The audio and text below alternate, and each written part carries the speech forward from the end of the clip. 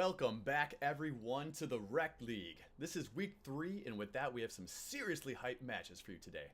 Our first matchup today brings the fiery aggression of Team Brambleback versus the Gale Force Fury of Team Airdrake. My name is Ratty Z, and I'm joined by Scuttle Crab scuttling super marksman Darth Ted. How you feeling about these games today, Darth Ted? Hello, everybody. I feel so excited for this first matchup. Air versus Brambleback. One team is currently 4-0, the other is 1-3, looking to tie up that record. It's going to be a hype one. Oh, absolutely. I am very excited to get into the game here. We do have our teams ready on standby. So, tell me a little bit of what you think. We have a bit of a great matchup coming up for you today. We have in the top lane, we have this matchup that I'm really excited about. We have a Dulmo versus Shoemaker. You know, they're buds in real life. They're ready to go. They're ready to start firing it up. And I can't wait to see what Adulmo pulls out. We know he's going to get banned away. We know he's never going to see that Urgot again. And I want to see what Shoemaker brings in to play versus that Juggernaut. What are you thinking about that one? Honestly, if they can get Adoma onto this super tanky front line, then they can try to put Shoemaker on the Gangplank, which he's been known to play. And that does very well into these tankier, less lane priority picks. Yeah, absolutely. But Shoemaker also has a lot of games on Heimerdinger, and I would be so excited to see him play that because it counters a lot of the stuff Adoma brings to the table. And so what do you think? What's your matchup that you're looking for today? Oh, I really want to watch over this mid lane right now. Gulen, Season 1, freaking destroyed everybody he went up against. But as we've heard in the past, this is the year of the pickle. The year of the pickle. I'm very excited to see what these teams are going to choose today in Champ Select. So we're going to have to be getting into our game. We're going to see again, the fury of Team Airdrake versus Team Red Brambleback. It's going to be an exciting one.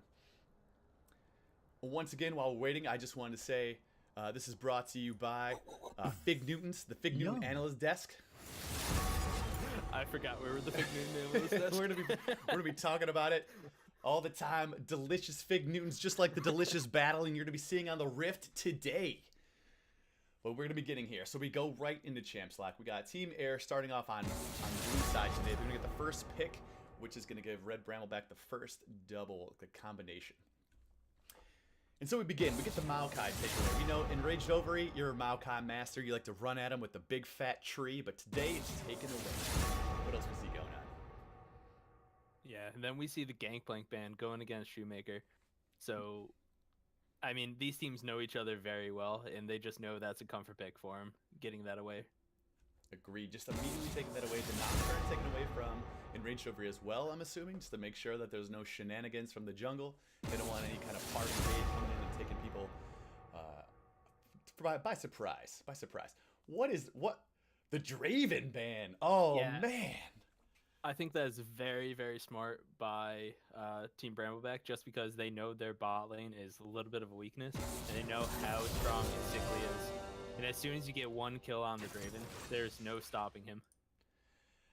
I'm just so sad that I love seeing Draven in matches, just watching those spinning axes that he throws, watching how people like to pick him up or how they deal with it. But we get right into the picks, and we see some good ones right off the bat. Zilean taken away by Gulen, I'm assuming, and potentially going to the support. But then we see Urgot Sejuani, which is just brutal from Team Brambleback. They are picking so quickly. So fast. Aatrox, Nami, teams know what they want to play. Aatrox is a top lane bully. We know Nami can be a bot lane bully as well as giving them some sustain in lane. And now they kind of slow down a little bit. And then they pick that Poppy, which you know Colonel Paco is just known for. So what do you think we're going to see for this next round of bans? All right, so these bans are most likely going to get targeted at the mid lane and maybe the ADC pool. Because I guess Brambleback could throw a couple at the junglers too, but Dainty Taco has a lot of tanky champs he likes to play, so it's that hard to ban him out. So it looks like they're going to try to take away some power from Icicle here, which is Xayah going away. We see the Galio being taken away from the mid lane just to make sure that they can't... If it's Zilean going mid lane, they don't want the Galio to just absorb all that pressure. I mean, it's most likely going to be Zillion mid lane just because they already have the Nami picked up. Mm-hmm. But yeah, this Aatrox versus Urgot matchup is going to be interesting to watch. It's a fun one. Assuming the Aatrox doesn't go in jungle. Yeah, exactly. Aatrox versus Urgot's actually a fun matchup because while Urgot does have a bit of poke, Aatrox does have a lot of his own sort of poke that goes in the same respect with his range and his great sword. So it could be a very all-in style matchup, but I still think, I mean, Adulma's Urgot is just brutal. Yeah, way too hard to play against. So take away the Varus away from Team Airdrake, so they're really pinching Icicly's pool as best they possibly can. I know he has a lot of very powerful champions. Goes right to that Ashe. Dad Ashe is a great choice for this matchup. Nami Ashe can be very poke heavy. We see the Zac coming out for the jungle. I'm assuming we're gonna see Aatrox top. We're gonna see Zac in the jungle. We see Sivir getting picked up on Team Brambleback to make that gotta go fast team comp work very well. And then what do you think we get to the final pick? What's gonna round out this team? The year of the pickle is gonna play who? Ahri probably. Oh, Orianna. Orianna. Oh, they left up the disgusting Orianna. This is an excellent matchup. I am so pumped for this match. Oh, this is going to be fantastic. The Zillion versus the Orianna. This is going to be a lot of burst damage going on in the mid lane. We have the Ashe Nami bot lane, which is just brutal, versus Sivir Poppy, which we know Colonel Paco does very well with his Poppy in the bot lane. What are you thinking? What do you see in this matchup that you're pumped about? So, oh my god, there's so much. So Airdrake has a really, really good engage comp and disengage with the Nami.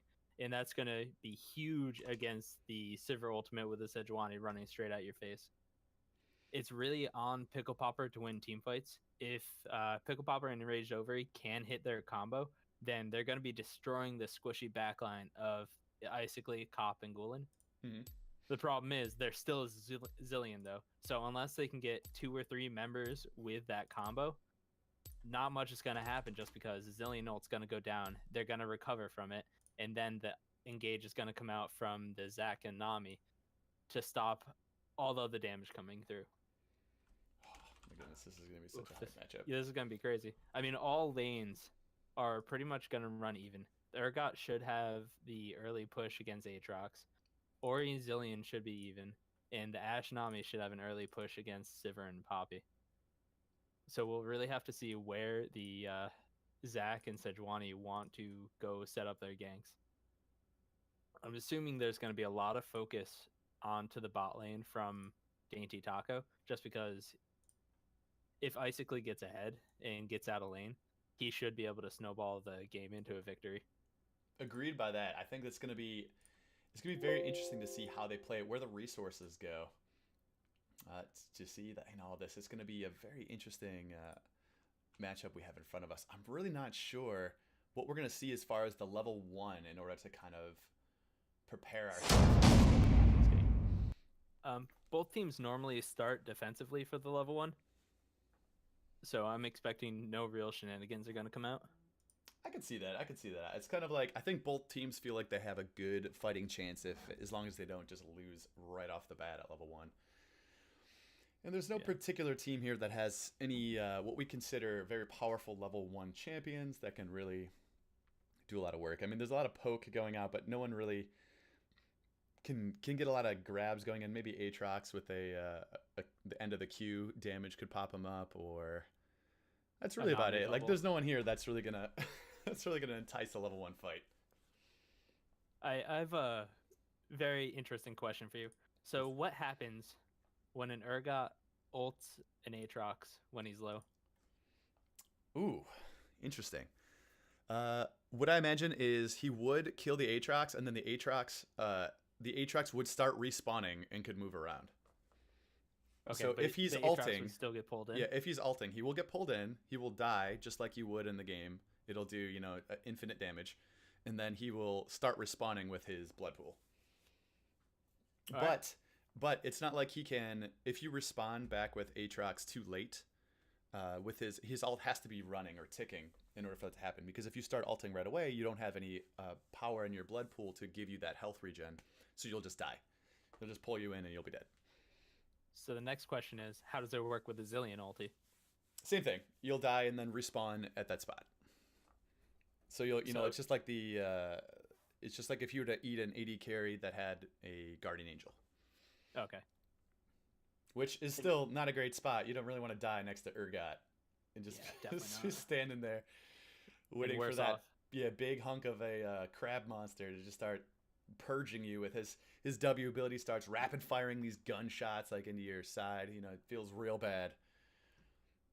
But we'll just have to see. I mean, I'm really excited to see who gets the lane pressure, who gets the resources, who gets the jungle ganks, and I'm pumped to see Team Brambleback. I know they want to run in there real fast. I can't wait to see what sort of item combinations with the Sivir ultimate just makes them just start flying across the screen. It's gonna be excellent. Honestly, I was really kind of hoping that Anivia would slip through the cracks so Golan could play it to stop the run at you comp with the wall. Unfortunately, that was banned away though. Yeah, very much unfortunately. It's going to be super interesting right now. I mean, just even looking at this, Red Brambleback has 5 skins. They've purchased them. They're all fancy. They put on their finest clothing, their tightest suits. But we only got 3, or actually, technically we got 4, because Zach has a chroma skin on right now. He's going to be a different color. But there's only 3 special skins going on Team Airdrake. So I think Team 5 skin beats Team 3 skin more days of the week. So that's a tough one. They're already starting at a disadvantage from a visual standpoint. Ash has a border though. That is true. It looks pretty sick. That is a nice border, and you know, anyone who comes in with a legendary skin and a great border around it. You see, if you guys look very closely, everyone look very closely at the triangle, the project visual looking in there. It's just, he's ready to go. He's going to start pumping out those frost arrows. That's going to be delightful to watch. So right now we're just waiting for the game to load up. We want to see what happens at level 1. Like you said, you're anticipating the defensive start. Is that correct? Yeah, very defensive starts from both teams. Something that's a little interesting, and I don't think I've seen it much, is the Sejuani ended up picking Fleet Footwork. And that'll give her a little bit of sustain in lane, but not a lot of tanky stats later on in the game. That's true, and we're going to have to see what they're going to end up doing here with it, how they want to manage that. I think it's hard to tell who really has the stronger late game. I mean, the Ashe is always a very strong carry. Very strong carry. Yeah, but when it gets to actual late game, Sivir just has so much DPS that really can't be matched by any other ADC other than like maybe a Kog'Maw. 30 seconds until minions spawn. That is very true. And like you said, full defensive starts across the board. They're really just looking to see what's going on. We have a little bit of poke going back and forth. They're trying to test the waters with each other.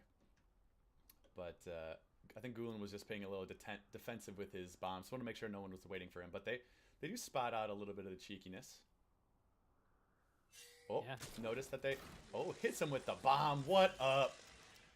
Enraged Ovary back up. Take that. Look at this little guy. He's coming on back. Airy says, I just got bombed. I'm just gonna bring it on back to Golan. Look at that. Little pet. Back on the cage. Enraged Ovary starting with only 500 health instead of 560. Take that. It is smart by him though, just because now Team Airdrake thinks he's starting up on that red buff side. So we'll have to see if Adolma actually wants to keep up that trade, or is he just gonna walk into lane? Very true. It looks like Adolma just walks into lane. Okay. I think it's hard. Yeah, it's hard to not just want to immediately start fighting with Urgot. You know, just to get that lane dominance, you got to get the push correct. You got to set the wave correct, just so you can start pushing in and making Aatrox kind of suffer a little bit. Pickle Popper hitting that nearly for CS in the first go. You see a little action going on in the bot lane. Not too much going on right now. Just a hard push from Arrow Fox and Colonel Paco. I think they're trying to get 2 first so they can't get any all-in potential from getting bubbled and then getting killed by Nami, which is very possible. Yeah, I'm not sure if Nami actually got all the experience from the first wave, which is a little unfortunate. We see level 2s coming out and Colonel Pocket goes in. Takes a good amount of damage from Cop and Sickly though. That is true. I mean, he definitely can't just let him have a free lane. And it looks like Icicly has done a good job putting the wave in a advantageous position for Team Airdrake. When I say that, I mean, as you see the creep minions here, they're closer to Team Air's tower than they are to Red Brambleback's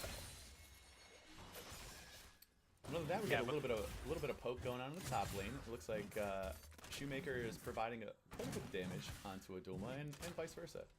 But Adulma cannot fire back because he has a giant wave he has to deal with. Oof. Good trading on the top lane right now.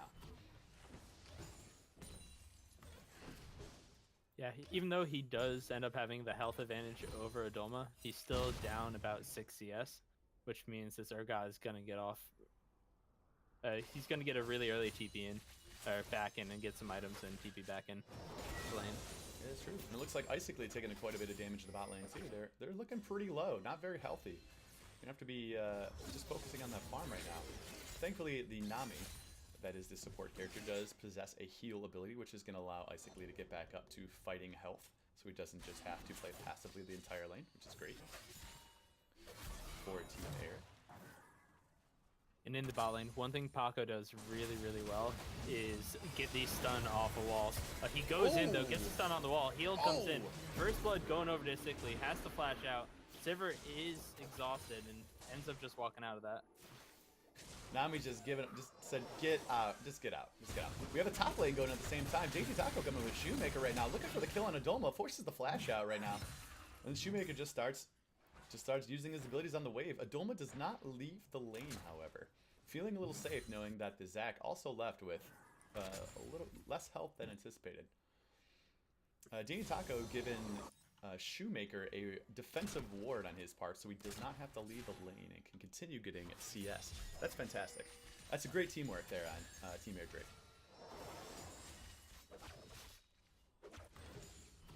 One thing we are seeing in the jungler matchup though is Enraged Over is already level 4, where Dainty Taco is only 3. That's true. And he's about 10 CS up, which is relatively 3 camps. Which is big. It's just big. I mean, right now, I think Air Drake is just saying, let's not lose the early game. Let's get ourselves in there. We got to make sure that we can win this late game. We know we can do it. Just let's not lose immediately. You know, let's do our best to make sure our lanes are winning. But that's not necessarily the case, as Red Brambleback is farming very well. Yeah, and a little bit of invade coming out from Enraged Over, taking away these raptors. So that jungle lead's just gonna grow for Enraged Over. Dainty Taco taking a roundabout way, coming into the bot lane right now, being flanked or being trailed by Enraged Over, so they're gonna have to make this going in right now, or else they're gonna have to find themselves in a pickle with the 3v3 in the bot lane.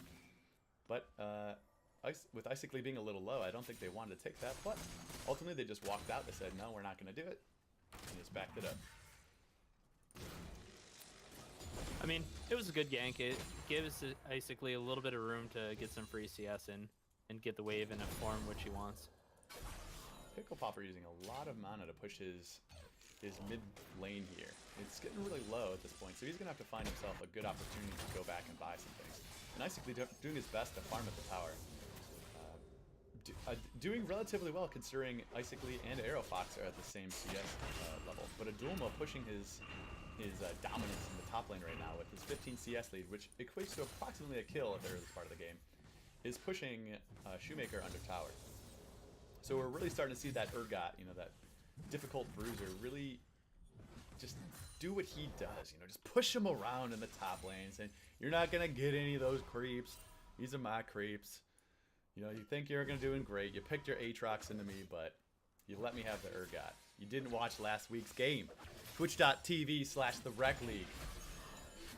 Watch those. So we in have that last trade, Doma ended up hitting 6 a little bit earlier than Shoemaker, and blew his ult. Didn't end up getting the kill on him, which was a little unfortunate. Just needed. Oh, the double bubble in the bot lane. Check out the bot lane going on right now, though. Colonel Paco got hit just a slightly too late in putting up the W to stop Dainty Taco's engage, his elastic slingshot coming in, but just barely walking out with their lives in the bot lane. Almost a double kill. It was played beautifully by Air Drake. What were you saying? You were talking about the top lane there. Adulma getting a little bigger, a little beefier. Yeah, it was getting beefier, but when he hit 6, he used the ult immediately onto Aatrox to try to get that early kill. Unfortunately, he didn't have enough range to get that last auto attack in, so Shoemaker was able just to walk out. Adulma and Enraged Ovary walking into the jungle, and Adulma pops the vision plant in the wrong direction, does not know that they've been spotted on this ward. So Shoemaker walking... Shoemaker noticed this rage over here. Golan is chasing. Says, see ya. Unfortunately, though, for Team Air Drake, Pickle Popper was also there, so there was no play that could have been made. And he does steal away a couple of the smaller wolves from the camp from Dainty Taco. So again, getting to be a pretty sizable jungle lead right now for Enraged Over. 54 to 23. And Dainty Taco is still only level 4, where Enraged Over already has his ultimate. Oof. And that's quite the ultimate. Sejuani's going to throw that to its... has some very cool names, but I'm going to find it out here in a second here. Glacial Prison. Glacial Prison, which tosses in, does an area effect, slow and root, stun as well. So it's going to be very effective. As you can see, he's sitting in the bot lane right now. I think they're looking to see a little bit of bot lane gank action. But other than that, it looks like Pickle Popper's going to find himself in quite the pickle unless scoots his way out of there with a little bit of movement speed. Enraged Over, looking for perhaps the follow-up, throws the Glacial Prison, misses Gulen, but he's still not going. He says, I'm not stopping now. We're going to see what's going on here. Gets the stun off on Gulen, but Gulen, being that just slippery Zillion, speeds away with his time warp, giving himself that 55% movement speed buff, as he just says, nice try. That boar needs to do a lot more cardio if you want to catch up to me. And that was the really smart double bomb from the Zillion, just going for the Orianna, knowing that Sejuani had used most of her abilities already, so she really wasn't much of a threat.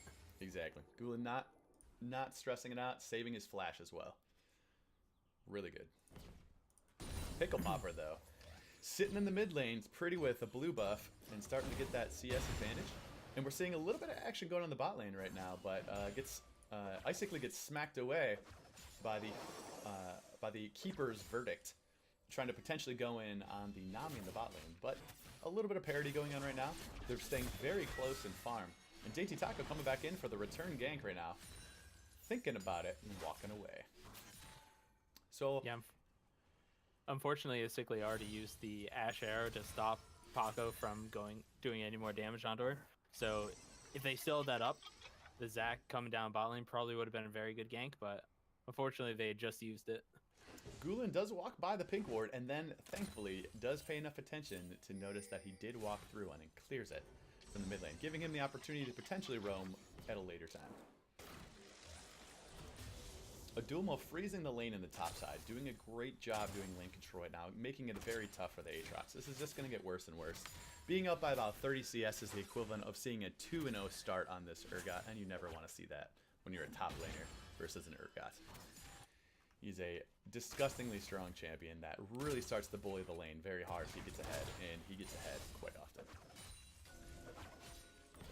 So what are we seeing here in the mid lane? What do you think about one of our highlighted matchups? I mean, honestly, it's going very, very even. The Zillion does have Tear of the Goddess, so that item's going to be getting to stack up for him very quickly. But Orianna, if she gets a free lane just to farming, I mean, she scales so much with her ultimate damage and her Q&E. See a little bit of fight going on the bot lane here. Up, Sivir has to blow her ult in order to run away. Colonel Paco and Arrow Fox really not feeling it.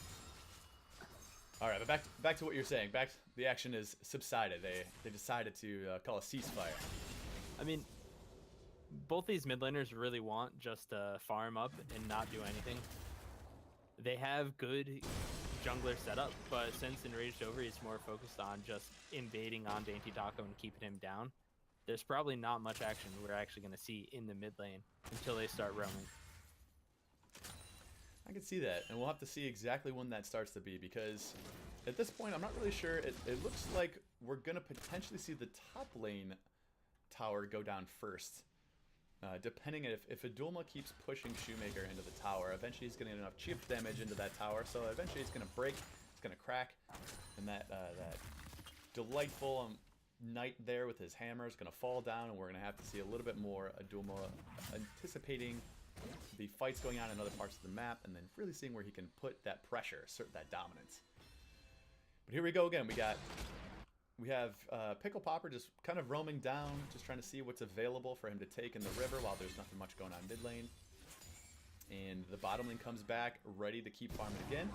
Enraged Ovary comes in for the gank on Gulen. Gulen's falling himself a little low right now. He's going to have to ult himself, giving himself that extra life right now. And Gulen, oh, flashes the ultimate from Pickle Popper, doing his best to outplay it, but unfortunately Enraged Ovary and Pickle Popper just too mighty for Gulen to get away from him on his own. Well done for the first kill for Team Brambleback. Yeah, it was a good job by Enraged Ovary to save his ultimate till Gulen had used his and went down to recover. It was a good flash to go away from the Orianna ult, but just wasn't enough to get in distance. It's true. It looks like we might see a little bit of action again on the bottom lane. Icicle going in, throwing the ult up and saying, you know what, Enraged Ovary's coming in, but he's really Zach doing is the here. work. They have this fight. Zach's coming out. They're doing extra damage. The Keeper's Verdict knocks him away. We see some flashes blown right now. Gulen also teleports in, really going for the bomb. Hits Arrow Fox. Does he go down? 3 seconds. Boom! Gulen takes down the Fox. That was a delightful fight to see. There was a lot of, we saw a teleport being used from Gulen to come in and affect that, which is going to give them the first dragon, which is Mountain Dragon, giving them that extra 10% true damage, which means damage not reduced by any defenses to any objectives. That includes all towers, future dragons, and Baron and Rift Scuttle. So fantastic work by Team Airdrick. That was some good follow-up action, really playing through their bot lane. What did you think about that play? Just when we said Enraged Ovary did a good job holding on to his ultimate to get the kill on Zillion, all that meant is he didn't have it for the bot lane fight. So they went into that knowing they were down. Oh, interaction in the top lane. You just saw Aatrox ult going off. You just saw the Aatrox ult going into Shoemaker right now. Perfect shot on that, but Shoemaker's ult ticking on him, giving him enough health to clear the wave. Probably going to go back and get some more health. As you see, Enraged Ovary is saying, I know a low health, no ultimate Aatrox when I see one, and he's going to look to scramble very quickly here. Enraged Ovary chasing down Shoemaker, and Shoemaker's going to have to leave. They're going to have to get up the top lane, and it looks like maybe just as we saw here, top lane tower going down. First tower bonus gold going over to Red Brambleback. Oh, you can't fight that after the tower already goes down. That was a unfortunate engage. I think they were trying to make it happen. Domo was a little low. It's possible that if they got that a little earlier, they could have potentially taken him out. I'm not sure how, though, as without the first item completed for Aatrox, which is normally, it looks like he's building towards the Black Cleaver right now. Not gonna do it, but we do see a fight in the bottom lane right now. We see the double CC, triple CC going in on Arrow Fox, which is the Ash Arrow followed by the Nami Bubble knocking him up, and then the Nami Tidal Wave giving 2 pop-ups and 1 full stun. That is a disgusting amount of CC in the bot lane. So we're seeing the some CC combo is amazing. Absolutely, and they did it perfectly. They really just went in there and executed that, providing the extra damage on the bot lane for Team Airdrick. They're going to take this bottom tower, no problem, as they move on with the giant wave. So they answer the first tower with the second tower going over to Icically and Cop in the bot lane. And we're going to see what both teams do now, as the map is opened up on both sides. So what do you think we're going to see? How are these teams going to approach this kind of uneven, this asymmetrical sides here? Well, so while that bot lane turret was going down, Enraged Ovary and Pickle Popper took the Rift Herald. And so they have that to use in whatever lane they want. If I were them, I would wait to see the bot lane from Airdrick, either top or bot, and then just go 4-man stack mid and drop the Herald. I think that might be what we see. There it is. You called it perfectly. 4-man stack mid. Did not see what they waited for, but they're just going to force it anyway. Shelly is going to come in, going to get the football stance ready, and then the full charge. Boom, down goes the mid tower. And with that Shelly in the mid lane, it's going to call 3 or 4 members from Airdrick, which just gives Arrow Fox enough time to shove in a minion wave and take this bot lane turret. Although we do get a fight coming out, basically buying the Ash Arrow onto Adoma. Shoemaker going in with the Aatrox, a lot of damage coming down. Adoma does end up going down. Glacial Persian on Aatrox keeps him still though. Poppy ends up coming in, gets some damage onto Icically. Zillion ult is on him. Sejuani ends up going down. Sivir is in the backline, but not a place she wants to be. We see the flash coming out from Cop to save his life at the end there too. That was quite the fight. It was a 2 for nothing. Yeah, 2 for nothing in favor of Air. So that was an excellent fight from Air to really take back, although Red Brambleback took a tower, which giving them a lot of gold leads. Shelly had 2 charges off, which took about half health from the tier 2 tower in the mid lane. Air Drake says, you know, you're not just allowed to take our towers. We're going to show you the business, and we're going to show it to you in a strong way with the team fight. That crowd control from Ash's enchanted crystal arrow ultimate ability, which is just a shot that he picks the target, he aims it up, and has to guesstimate where they're going to be and lets it rip. And if it hits, it's going to stun them for quite a long time, if I remember correctly, based on the distance traveled. Up to 3.5 seconds if he hits it from across the map, which, you know what, knowing Icically, I can see him doing that in the future. Ash is just such an Icically champion, especially with this team.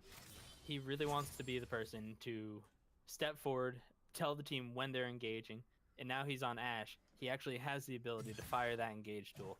So picking the fights very well. Yeah, absolutely. And right now we're looking at still not too big of a gold lead, despite the farming advantage that was going at the early game for Team Red Brambleback. Team Air Drake has really come back. They're still keeping it even in mid lane. Icically is farming very well on Ash, and with the team kills that we're getting going on here, we're looking at about a 700, maybe a 700 gold lead for Red Brambleback, and that's not much.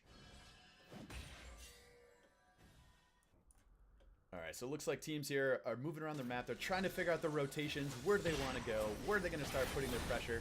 They see Icically in the mid lane, and they're saying, we're really looking for him. And that was the initial team fight starting. Oh, the team fight's going in here right now. Top's getting sold out by Adoma, but then this is just chaos going back and forth. Danny Taco trying to be the front line. The bubble connects with Sivir, and Adoma nails him with the harpoon, just bringing him in for death. They're playing the Zac mini game, getting the kill off right now with a 1-0 impromptu team fight in the mid lane there.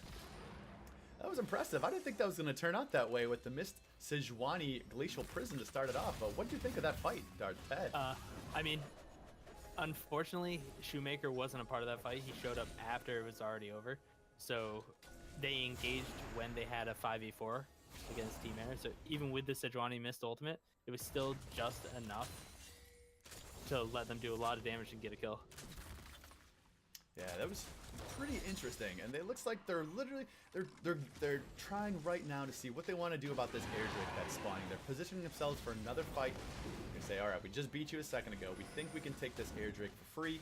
Colonel Paco looks like he's going to put himself up there, potentially do a bunch of damage. Then you back up. Oh, Pickle Popper with the snipe onto Gulen, doing the damage right now. Colonel Paco doing plenty of damage and backing up. Pickle Popper really wants this kill on Cop and gets it done with the double kill right now. Icically getting caught out by Enraged Overy, getting stunned up, and Colonel Paco on the back line stuns him against the wall. Enraged Overy getting really low, but hits with the harpoon. This is a disaster for Air Drake. It's literally just Shoemaker left alive, and the Aatrox doing his best to escape, fleeing the scene of the crime. Backing up right now, and then Team Red Brambleback with the 4-0. Disgusting team fight and engage from them. And that was spearheaded by Pickle Popper getting a double kill off the bat. Nicely done. What'd you think about that, Dartet? Team Air really felt safe trying to take that fight just because the Zillion ultimate came back up, the Ashe ultimate came back up, but the Zillion got popped immediately by that Pickle. The year of the Pickle is really coming true. 3-0-3 on this Orianna. And you just have to respect it. 3-0-3 with the Orianna. 158 farm is still very good. He hasn't been farming too much because he's been looking for those team fight kills, but he's really sticking it to him with the matchup there. He really knows this champion well. The damage burst that he's done, he's very aggressive flash in his part to get the kills. This is an impressive thing. We might literally have to make him a Year of the Pickle sticker to put on his gameplay there. Petition Riot to make it for him. My goodness, you're the pickle skin. Yeah. I love Air's comp too.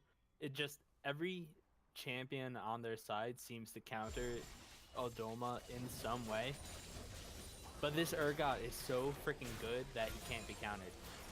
He's been finding harpoons on targets that are super low, getting the kill onto pretty much anyone he wants. He's just unstoppable on this Urgot. It is truly disgusting, and he's been putting out a lot of damage. He can do the split push, he can force the fights. I want to say Colonel Paco in that last fight did an excellent job. He held them up, he took a lot of damage, he slowed them, he allowed Pickle Popper to do extra damage too, and it's really, they're working very well as a team. But Icically finds Colonel Paco just in the zone. Oh my good, Cop walks in and takes the Glacial Prison for Icically, but Enraged Over comes in with the Pickle Popper damage and really just... this is going to be a tough one. We're going to have to see a lot... We need another item on this Ashe in order to do the extra damage. Gulen's finding himself in a little dangerous position. Colonel Pocker walking forward as the scout. Picks up the bomb. It takes the damage to the face. But other than that, they're just walking out again. A 1 for nothing. Picks off the Nami as they walk to potentially threaten Baron. But I think it might just be a ruse. It's a ruse. Adoma going in. Finds Gulen. Basically on the side, but knows this is a dangerous matchup to be in right now. Looking for the damage on Colonel Paco. Dainty Taco gets the kill on him right now. Enraged Over, he's going in for the damage on Icically. Takes him out. Dainty Taco does not have the extra damage, but that Shoemaker might going in for the extra damage on Pickle Popper. Gets the 750 gold shutdown, and Enraged Over has to flee for the hills as Aduma doesn't know if he really wants to fight this Shoemaker right now. We see the teleport coming in from the top. That was a very good fight, taking the 3 for 2 back. 3 for 2 back for Team Air. Gulen's coming in saying, we're not done yet. Shoemaker coming in doing the extra damage on Adulma. This is a dangerous target to fight, however. Enraged Over, he's trying to run interference right now, allowing Adulma to get away, but Shoemaker's putting the extra damage on there. Running away, going under tower. Shoemaker does not care. Good running bubble. Backwards. Oh, the great bubble finishing it off. That was a lot of very tough decisions to be made, and Shoemaker really went in, knowing the damage he could do and pushing him back into the tower, getting the kill on Adulma. The extra shutdown gold is really good for them. He's sitting with 2,200 gold in his pocket right now, which is going to be a welcome amount of power for Team Air Drake's top laner. Yeah, that was a little bit disrespectful from Adulma and Raged Over. He's staying that long, seeing the teleport coming in from Gulen. Maybe he just thought his Urgot was too strong that he couldn't actually be killed. And that's a part of it. But as you saw, he took a beating in that fight. It took a while for him to go down. And I think just given any more time and he would have made it out of there. Okay, so that was encouraging to see for you Air fans out there. A little sad to see for the Red Brambleback bros, but unfortunately he was not actually unkillable.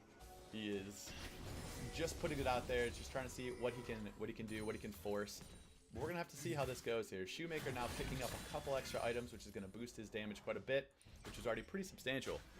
So it really is gonna come down to what the rotations are gonna end up being, because right now the teams are kind of floating around mid lane, which is, in my opinion, only gonna be more helpful for Team Air Drake, as Dainty Taco inevitably gets more money and gets more tanky.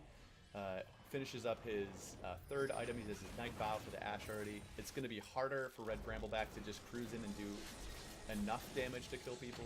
And Icically is only going to get more disgusting as he finishes more items than Ashe, which is a very, very strong marksman. What do you think we're going to end up seeing here from both teams? What do you want to see play out for these teams to go on?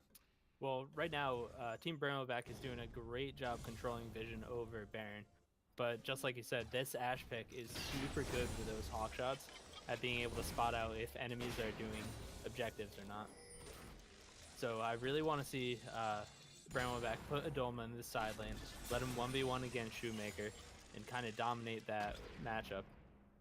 So Brambleback can set up around the Baron pit and try to get an easy pick off with the Sejuani Orianna combo. Pickle Popper waiting in the brush, looking for a little bit of a fight here. Shoemaker thinks he's got a 1v1 versus Colonel Paco, but that's not the case. Pickle Popper getting caught out right now, doing the damage from Shoemaker, although Icically in the backline. Oh, Pickle Popper's dead. Gets knocked out by the Keeper's Verdict from Colonel Paco, sending him back into his own jungle. But Icically shows back up and says, yeah, remember me? Goes in for the extra damage. Arrow Fox getting pushed back here. Icically going in, doing the extra damage. They're pushing him back into the tower. Triple kill for Gulen on Zillion. Shoemaker just following it up. A double kill for Ashe. That is a clean ace for And they Air can turn Drake. around and get Baron off of that. And they should. I don't know why they're pushing mid lane. Right now, I think they're just going to take the tower, allow the minions to push into the tier 2, and then walk straight over to Baron. It's already there, you know. They have to just break it so that way they can just not have that mid lane tower anymore. It was a big power purchase, so they can now allow them to set up some vision in the side jungles for the red side, so they can fight it. They can be prepared for the next fights. That was an excellent team fight from Air to take that back. They started picking them off one at a time. Colonel Paco did a great job sending Icically back. That was the perfect target to move backwards, but unfortunately they did not have the full retreat as a call. They stayed and fought and then paid for it dearly. Yeah, and Pickle Popper stepped up way too far. He knew that they didn't have any vision around that bot side jungle there. Why he was stepping up when they have so much engage on the side of Air Drake doesn't really make sense to me.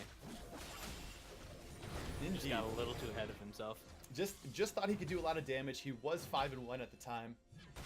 Had a lot of great items. Could definitely do a lot of burst damage, but unfortunately just not quite enough to just kill a target outright. And Sickly after that ends up picking up the IE and now has this 3-item power spike on Ashe. Gonna be putting out a lot of damage in these fights. It's really gonna come down to if he gets caught right here, which is very possible. They were like looking to do the extra damage, but they have the Zillion, gets the double bombs. This might actually turn out to be caught for the other team, depending on Shoemaker's going in. It's gonna be a little dangerous. He doesn't have his ultimate yet, so he actually just used it. So now he got eaten, as you see there. He gets resurrected. They're pushing in. They're really trying to do damage to the bot line. Basically doing the 1v1 versus Pickle Popper. It says you might be 5-1, but I'm 7-2. Now you're 5-3. So Icically really does the damage. They're still going in. Dingy Taco and Shoemaker doing the damage to Enraged Wolverine, not allowing him to even get close to that dragon. Blue Drake picks up the ocean for that regeneration, and Colonel Popo thinks he can do some extra damage. Unfortunately, that was just the bait. It was a ruse, my friend. Then Icically and Gulen show up to do the damage. Shoemaker really still pushing. This is some excellent teamwork going on from Air Drake to really bust this game wide open. Yeah, and they have this huge mini wave in the bot lane. They're going to be able to get this inhibitor pretty easily with another 20 on Enraged Over and Colonel Paco. This is quite the Baron power play. Right now, everyone at home watching this game, as you see all these glowing purple minions in the bot side, they are empowered by Baron Nashor's aura, which they earned by defeating that giant worm in the top side of the river, giving them extra defenses, extra offenses, allowing those minions to actually be a force to be reckoned with, giving them extra time to siege at these towers. There's a lot of extras there that should probably get invest in an extra gum, you know what I mean? Yeah. But And other than that, unfortunately for them, they still have a minute and a half left on this Baron buff, so they'll probably be able to take another turret or two. surprise, the Duma walking just a little bit too close to the red side, the blue side of the red part of the jungle, but it's basically firing over the wall, doing the damage. Enraged Over it, getting caught out right now, getting hit by the Zac, getting stunned up. Shoemaker gets eaten once again. That harpoon is just not enough to stop Shoemaker from doing his damage. He can eat him once, but he just, with his special form. Oh, and he ended up picking, oh wow, the Zillion ult, saving his life once again. Aatrox just really visiting the afterworld and saying, you know what, it's not my time, not yet, not yet. Yeah, and so it looks like Team Air actually found the answer to this Urgot. The Zillion ult and the Aatrox ult, just enough to keep people alive. Just too much. Basically, he's just doing so much damage. Like you said, he found that 3-item power spike, so you can see he is pushing these towers down, doing the extra damage. They pushed both of the Nexus towers down. It is just dangerously open with 2 inhibitors down. Air Drake is in a commanding lead with an 8,000 gold lead at the moment. They are just rotating around the map, playing this with aggression that we just have not seen yet in the Rec League. This is a new Air Drake this week. They're looking so good, so fresh, and so clean. Dark Ted, what do you think about this new Air Drake? I think it's super fun to watch Sickly play these team fights. You saw him in the last one just sitting over the wall, arrows out onto Arrow Fox, just gets the stun off, and it was able to just put out so much damage without being in any danger whatsoever. I mean, he plays this immobile carry so far forward, but he has the Zillion in his back pocket, so he doesn't even have to. He has no fear. And the other part is you can't. Not only the Zillion, but the Nami backing him up as well. You know, he has extra heals. If they get too close to him, they're gonna get hit with the bubble, knocking them up in the air, allowing him to just disperse that disgusting amount of damage. And really, he has himself the Blade of the Ruined King, which is gonna provide him lifesteal. So as he's getting hit, he's draining it back. He also has that Infinity Edge, giving him just a bunch of extra damage, allowing him to just obliterate his targets. And right now, he's at the perfect time. He's ahead in farm. He's ahead in kills. He's at this moment where clearly he's affected the map. Really what it's going to come down to, if you out there really want to see a Brambleback victory, you're going to need to hope that Team Air Drake, they group up, they go in for the final kill, and that you want to see that Enraged Over hit the Glacial Prison on all 5. You want to see Pickle Popper walking in and throwing that ball and hitting with the Command Shockwave, pulling all 5 around, following up with that Dissonance doing the damage. That's what you're going to want to see if you're Red Brambleback. But otherwise, Team Air Drake, what are we going to see here in order for them to finish it up? Are they going for the final inhibitor, or are they going for the mid push? What do you think, I mean, Dartet? they don't really have to do anything. They can just sit top lane, let the minions push in, because Brambleback can't leave their base right now. They've double super minions pushing in, and they're leaving Pickle Popper, their strongest member, try to clear it out. They can't try to go for this fight. They should really give up this turret. And unfortunately, they moved up too far, which forced the flash out of Arrow Fox, which is going to be pretty hard for them to do with. Dini Taco's going in. Here comes the tidal wave. Does not hit anyone right now, so they're just moving around. Colonel Paco gets brought back by Aatrox. They do the damage. They find the Glacial Prison onto Icically, but Icically just steps back, throws the Enchanted Crystal Arrow, moving forward. They're all just moving in, just diving this. So let's finish it. Just go in. Everyone sacrifice yourself. Just get in there and just push. Doing the damage. 4 for 0 so far. Pickle Popper doing his best to push him back. But here they go. Shoemaker walking in. The final hour. Dainty Taco turning into the blob form. Just trying to finish it before he dies. And they do. Team Air Drake taking the first game in a decisive manner. What a crazy game that was. Oh, that early game looked so good in the favor of Brambleback, but that one little mistake made by Pickle Popper threw that game on its head. And what can you really say? I mean, you got to give it to him. It's clearly, if you look at the scores, I still have it up on the board. You see Urgot still has this 268 farm. They farmed very well. Pickle Popper still ahead in farm at the end of the game. Arrow Fox did very, very well for that. It just ended up coming down to those team fights and how they did it. Whew. This is going to be a really exciting game, too. And the damage coming out is sickly. 36,000 damage. About 10,000 above anybody else in the game. Crazy amounts of damage out of this Ashe. It's really going to be a thing. We're just going to take a short break. We're going to come on back for Game 2 of this Titanic series. Don't go away.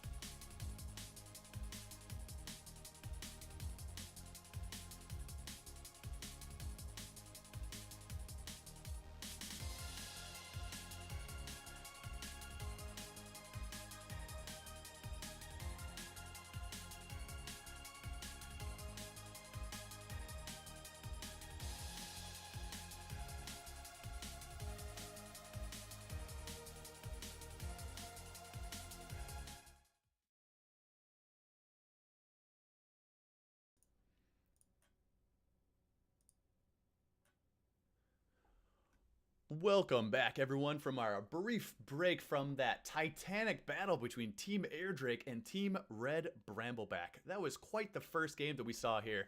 And speaking to you now from the Rekt League Fig Newton's analyst desk is myself, Ratty Z, and I'm joined by Darth Ted. Darth, what did you think about that first game?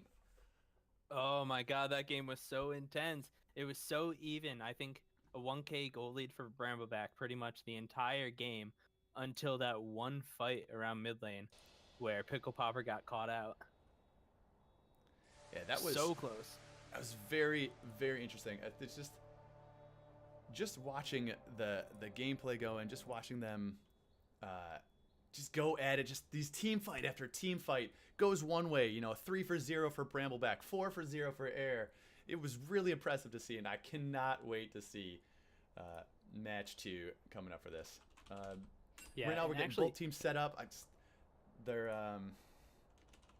don't know. What do you think? Tell me more. Tell me more of this titanic, this delicious matchup that we have. I mean, here. now that you say it, Brambleback kind of reminds me of Team Echo Fox from the NALCS, because they have this amazing top laner who is really untouchable in Huni, who just creates so much pressure that the team can focus playing around different lanes if they want to. And their jungler, Dardoch, is very, very strong, has a lot of good vision, and is really good at invading enemy junglers and keeping them down. That's exactly what we saw Brambleback do last game. And that's really true. And I'm looking to see, now there's got to be some adaptation, right? We got to see Brambleback tried their best to keep him down. They did this top lane thing, and it worked out really well. You saw Dulma was able to fight. Unfortunately for them, Aatrox was able to survive those harpoon deaths and really back up. Couple kills to Adulma early, but not enough to really snowball the game. What do you think Brambleback is going to do this time around in order to take the game home? I don't think they need to change their lineup that much, because they did have a kind of sizable lead early on. They had 3 turrets before Airdrake got one, and they had a lot of pressure around their lanes. So they really just kind of need to take Issicly off of that Ashe pick, because the engages from that arrow were so strong. I don't think you can allow Issicly on the Ashe if you want to win this game. So true, so true. And we're really going to see, so unfortunately, I think you're right there. I think they're going to take away that frozen archer. No more frost arrows just coming out from a distance, stunning up that initial target, allowing everyone else to move forward and just burst them down as fast as possible, giving them an advantage in those team fights. We're not going to see that anymore. I imagine it's possible that we see the Zilean versus that Zilean being taken away from the team who has first pick, which is going to be Red Brambleback this time.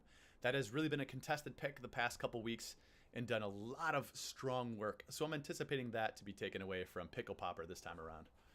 Perhaps putting him back on that Orianna. But what do you think about that? Well, I know Gulen has a lot of champs, and he knows the Zilean like the back of his hand.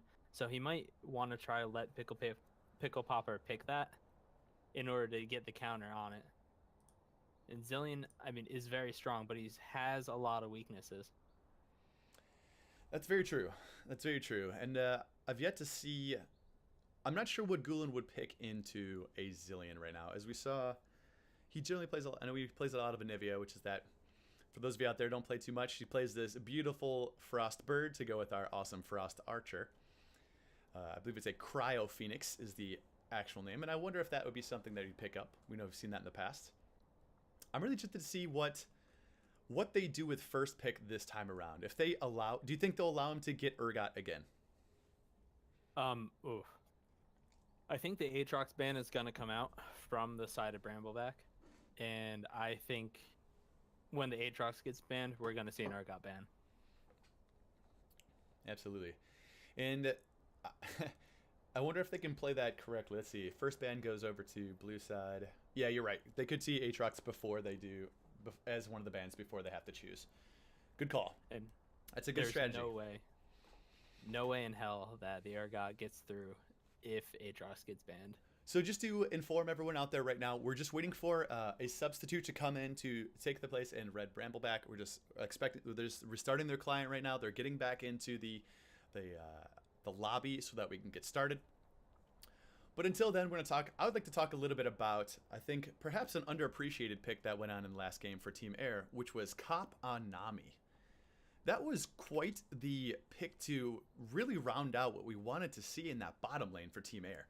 Icically really being a very strong laner, being able to farm the minions very well, getting that money, and then getting someone who's able to provide him with the ability to poke without too much trouble because Nami has a heal, provide him with extra crowd control so that when they get the opportunity post level 6 when they all have their ultimates, he could shoot that arrow, Nami could throw a bubble, knocking them up in the air, and then hit them with the tidal wave, giving themselves almost a free kill in the bot lane. Yeah, and in the early levels, Colonel Paco was playing super aggressively on that Poppy pick, and whenever he charged in, the Nami could just easily land a bubble straight on top of him, and then Icicly would be free to just trade back with a couple of auto attacks, and Colonel Paco would have to limp out, losing more health than he actually traded. That's true, and I really would have liked to see a little more team fight focused, or at least a skirmish focused marksman out of Aerofox in that game if they really wanted to contest that bottom lane. If they go in with Poppy, they really need someone who does more damage in the early game to really fight, go in and fight and push, force one of them to die. They have to force Icicly to die or Cop to die for Icicly. Yeah, and if Icicly and Cop are both playing immobile champions, I know Paco plays a lot of Pike. I mean, unfortunately, that was banned out first round last time, and he plays a lot of Thresh. So hopefully we get to see that Thresh come out, because that's a very strong pick into someone like an Ashe Nami. Yeah, it's very true. It's very true. Thresh has been a champion that, given the ability for him to build a very defensive-oriented set of items, allowing him to have a lot of playmaking with his ability to hook the other laners, hook the other people and roam around the map and get those hooks, allowing him to throw a lantern backwards to bring friendly champions to the battle as well. So it allows him to get these picks on people. I would love to see playmakers working in that direction as well. Yeah. I honestly wonder if Brambleback is going to go for less of a team fighting comp, because although they did get the leads early in their lanes, they kind of fumbled it around that mid game when everybody started grouping up as 5. They were fighting when they didn't have the greatest vision, and Team Airdrake just capitalized on top of that. It's so true. And really it's going to come down to, what are we going to expect out of... I'm really going to see who's going to capitalize more this game, right? Because it really came down to the team fights were mostly about who was caught out, who were they able to get the vision around and start the fights and really just push them into a fight that they didn't want to take. And a lot of the times, the fights that they didn't want to take, they still fought anyway and ended up dying and losing tragically on whomever took that fight. So another reason why they remind me of Echo Fox. For those of you out there who've been watching League of Legends Championship Series, the LCS, of course, Echo Fox just collapsing like a flan in a cupboard, man. Collapsing like just a poorly baked cake towards the end of that season. So unfortunate for them with their high skill cap, just not able to take it home. And that's kind of like what we're seeing right here, but we hope for all of our teams, we hope they perform well, they're proud of their own play, and want to go home at the end of the day, walking in, going to their fridge, pulling back a cold one, and feeling happy about what they end up doing. Yeah. I mean, the question of this game, too, for me is, does Brambleback have anything else in their strategy pool? Because we know they have this run-at-you comp that they played every game so far. But do they have something else? Because it seems like Airdrake has the perfect answers to their comp. That's really true. And it's really going to be, for me, who gets unlocked. Because we know Enraged Ovary has been doing a little bit of invading on Danny Taco. Danny Taco was struggling a little bit to get into the game. But when given the support from, as we were talking about during the break, Zillion, the champion in the middle, the guy who's throwing all the bombs, his kit is very unique, and it's not something we have to talk about too much. He has the ability to throw a bomb that has a timer that ticks around in the internal like rotation, little circle on the inside that waits about 3 seconds to explode. If a character is hit with 2 bombs, they stun for a period of time, and then that's his general mechanic. And everyone knows this about this champion if you're familiar with League of Legends. But one thing that people don't know about League of Legends is that he has a passive ability where he kind of what's called experience in a bottle. He takes the experience he earns in lane, and he has it to be held to give to another teammate to help them level up.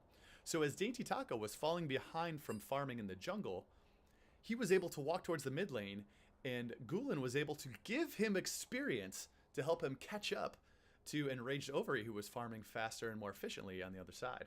So it was a very useful and often unregarded ability that Zilean has for a team. Yeah, it was a very underrated ability by Zilean, and I mean, Gulen used it perfectly to help Dainty Taco fill in that gap. All right, it looks like our teams are ready, and we're about to jump into the champ select. All right, so we're gonna see, is the Urgot coming through, or are they gonna ban out that top lane? Well, they immediately take away Gangplank because they know Shoemaker has been able to play that well in the past. Very strong top lane pick. I think, does Gulen play Gangplank too?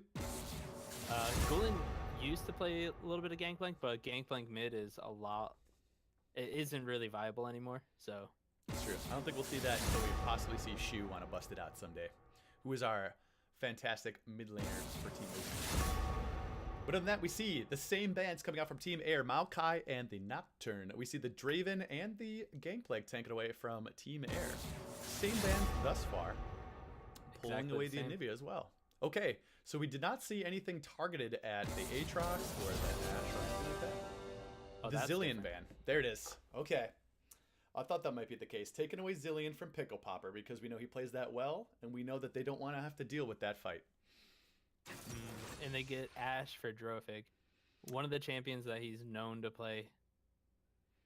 Additionally, taken away from Icically, as we just saw that work out so well last game.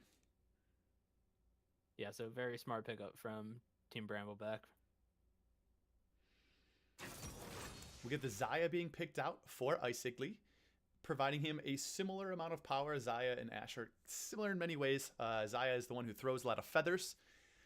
We'll talk a little bit more about the mechanics of that champion as we go into as we see the rest of this pick and ban phase. Lee Sin. Pick the Lee Sin. There's no. Do it. I think there's a 0% chance that we're going to see Enraged Ovary on Lee Sin today.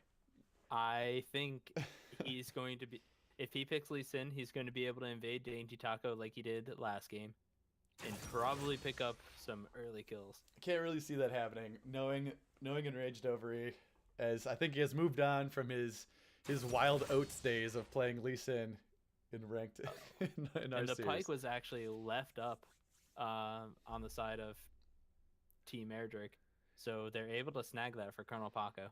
So as you said, Pike is a champion who has an ability to hook or in order to displace a champion on the enemy team to pull him closer to your team, allowing you to just bring him out from where he wants to be standing and do a lot of damage to the champion that they perform that. So we saw the Nami being picked up for Cop in the bot lane, which we know that is a solid bot lanes thus far. Xayah has the ability, while we're going with this ban phase, I'll talk a little bit about that combo later. We see the Hecarim taken away, which is potentially a top lane or a jungle, probably a top lane pick at this point. Jax taken away from Madolma as well. We see the Kassadin being taken away from Gulen in the mid lane, who is a very mobile assassin. So don't want to deal with that versus the Malzahar. Yeah, that was a very smart plan. I was really hoping we were going to see the Kassadin pick right here, but unfortunately it got banned away. So we see the Aatrox being banned away, which means I'm expecting one of these next two picks to be Urgot. Yeah, that was super smart. We were expecting the Urgot ban to either come out in the first round or the Aatrox ban to come out in the first round. But Team Brambleback left it to their last ban. Very smart, very smart. It's going to give a very challenging set of, there it is, the Urgot coming out for the top lane, Adulma on red Brambleback.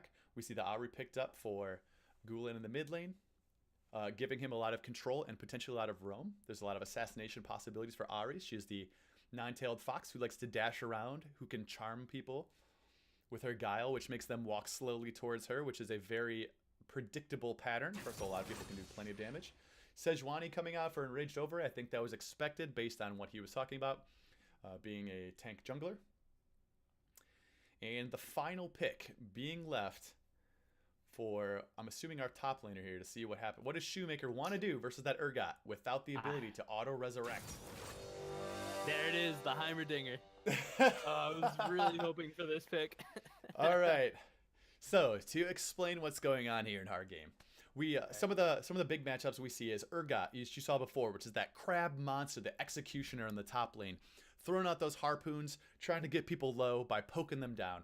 Heimerdinger, however, is a champion who likes to build turrets to create zones of control. So as he is in the top lane, he's going to put down these turrets to push the lane forward and protect himself from poke. The turrets, if they get a last hit, Heimerdinger also gets the money from it. It's going to allow him to also poke with these very long-range rockets to prevent himself from really being engaged on by Urgot. So we might see some lane parity in the top lane. What do you think about the mid lane matchup with Ahri versus Malzahar? So Malzahar is a very, very safe champion who doesn't have a lot of counters. He has that spell shield as a passive, so the Ahri charm isn't going to be able to, disrupt him from doing what he wants to do, and that's literally just shove out the wave and be safe. I'm a little surprised that Pickle Popper did end up going the Ignite, though, just because a teleport on Malzahar allows him to split push a lot better in the late game. But I think once level 6 hits, Ahri won't have any kill pressure on the Malzahar just because the Malz suppress, his ultimate, will hold Ahri in place for a very long time, do so much damage to her that she's not going to actually be able to, get much of a pick off. That's true. So we're going to have to see really what comes from that. And to talk a little bit about the... can you talk about the jungle matchup here? Are we just going to see literally the same thing happen? I honestly think the lanes are going to go in favor of Team Brambleback. They're going to have... the Urgot might not be able to push the Heimerdinger in, but once Heimerdinger shoves in, he doesn't have a lot of priority, if that makes sense, because as soon as he leaves, his turrets are deactivated and won't be able to push. So mid lane, the Malzahar is going to be able to effectively shove into Ahri after he has a couple of points into his E. And the bot lane should be in pushing favor of Team Airdrake, but we've seen them push or play very passively so far, so they might just let Paco and Drofig push into them. So Sejuani should be very, very free to just walk into Dainty Taco's jungle and take whatever camps he wants. I think that's going to be really interesting. And to talk a little bit about the bot lane, there are specific interactions that I'm expecting to see in this bot lane. We have the Xayah Nami lane, which is going to end up being, as you all saw from the previous game, Nami can do a bubble to throw the bubble out there. If she hits her targets, anyone who is hit by that bubble is brought up in the air for, I think it's a second and a half, potentially 2 seconds. I think it's a second and a half pop up, and which allows that to be a very predictable pattern of where they're going to end up being. Xayah, as the marksman playing by Icically, is a champion who has a unique ability that throws out feathers. So what she can do is throw out multiple feathers behind the targets, and the feathers just sit on the ground. They're uninteractable, and they sit there to kind of let everyone know that they exist. But at any point in time, one of Xayah's abilities is to recall all of the feathers that are out on the map to her. They don't last forever. They only last a short period of time, but any character hit by, I believe is it 2 feathers or 3? 3.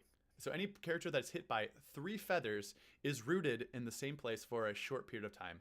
So as you can see from the bot lane, Xayah and Nami can chain their abilities together to throw feathers out and potentially root the person and hit them with a bubble, or vice versa. And as Nami hits 6, she's able to throw that tidal wave in there to also allow the same sort of crowd control chain. Now, similarly, in the other side, Ashe and Pyke, Ashe played by Drofig and Pyke played by Colonel Paco, have a very similar approach to it. Colonel Paco has the ability to hook somebody and give them a slow. He also has the ability to dash forward, leaving kind of like a after image that when the after image catches back up to him, it stuns anyone that he hits. So in this case, if Ashe hits somebody with an arrow and stuns them, Pike can either also go through them, can dash through them with the after effect, and then it comes and stuns them afterwards, or can hook them backwards and perform the same move, putting them in a very disadvantageous position. So these are both very strong kill lanes on the bot side of the map. So what do you think is going to come from that, Darthed? So I think that the Pike and Ashe really have to focus on the Nami and not go for the Xayah.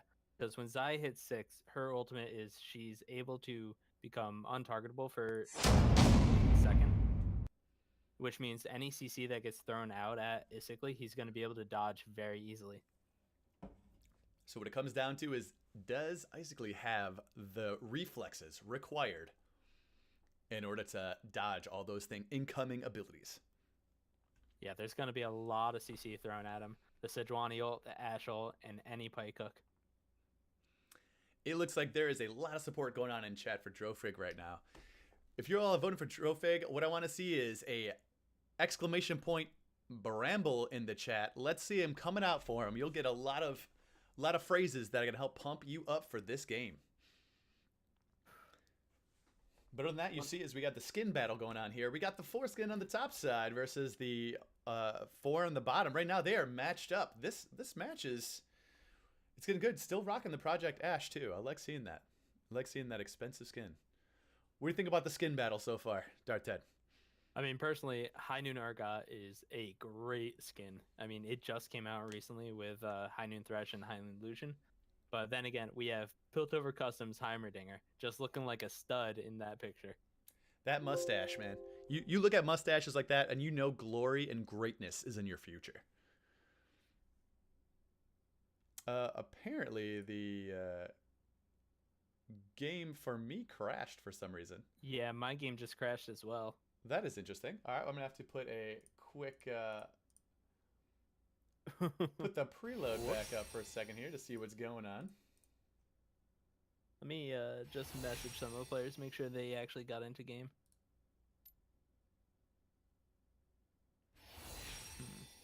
Okay, it looks like they are all set and playing. All right, I'm just going to jump into the spectate game. Same. And just go to the furthest. So excuse us just a moment while the game still loads up. So are you going to go to live?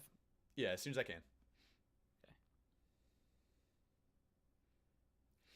So right now we'll get back into it. It should look like nothing too different right here.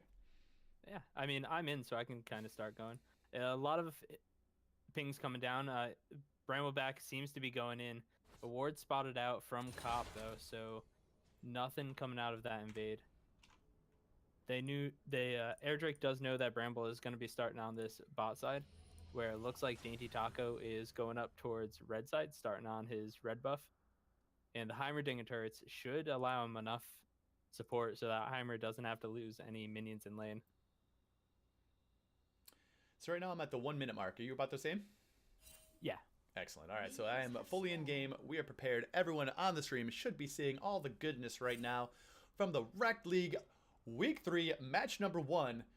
Let's hear it in the chat. What do you want? If you want Air Drake to win, I want to see a exclamation point Air. If you want Team Red Brambleback to go, you want an exclamation point Bramble. Let's go.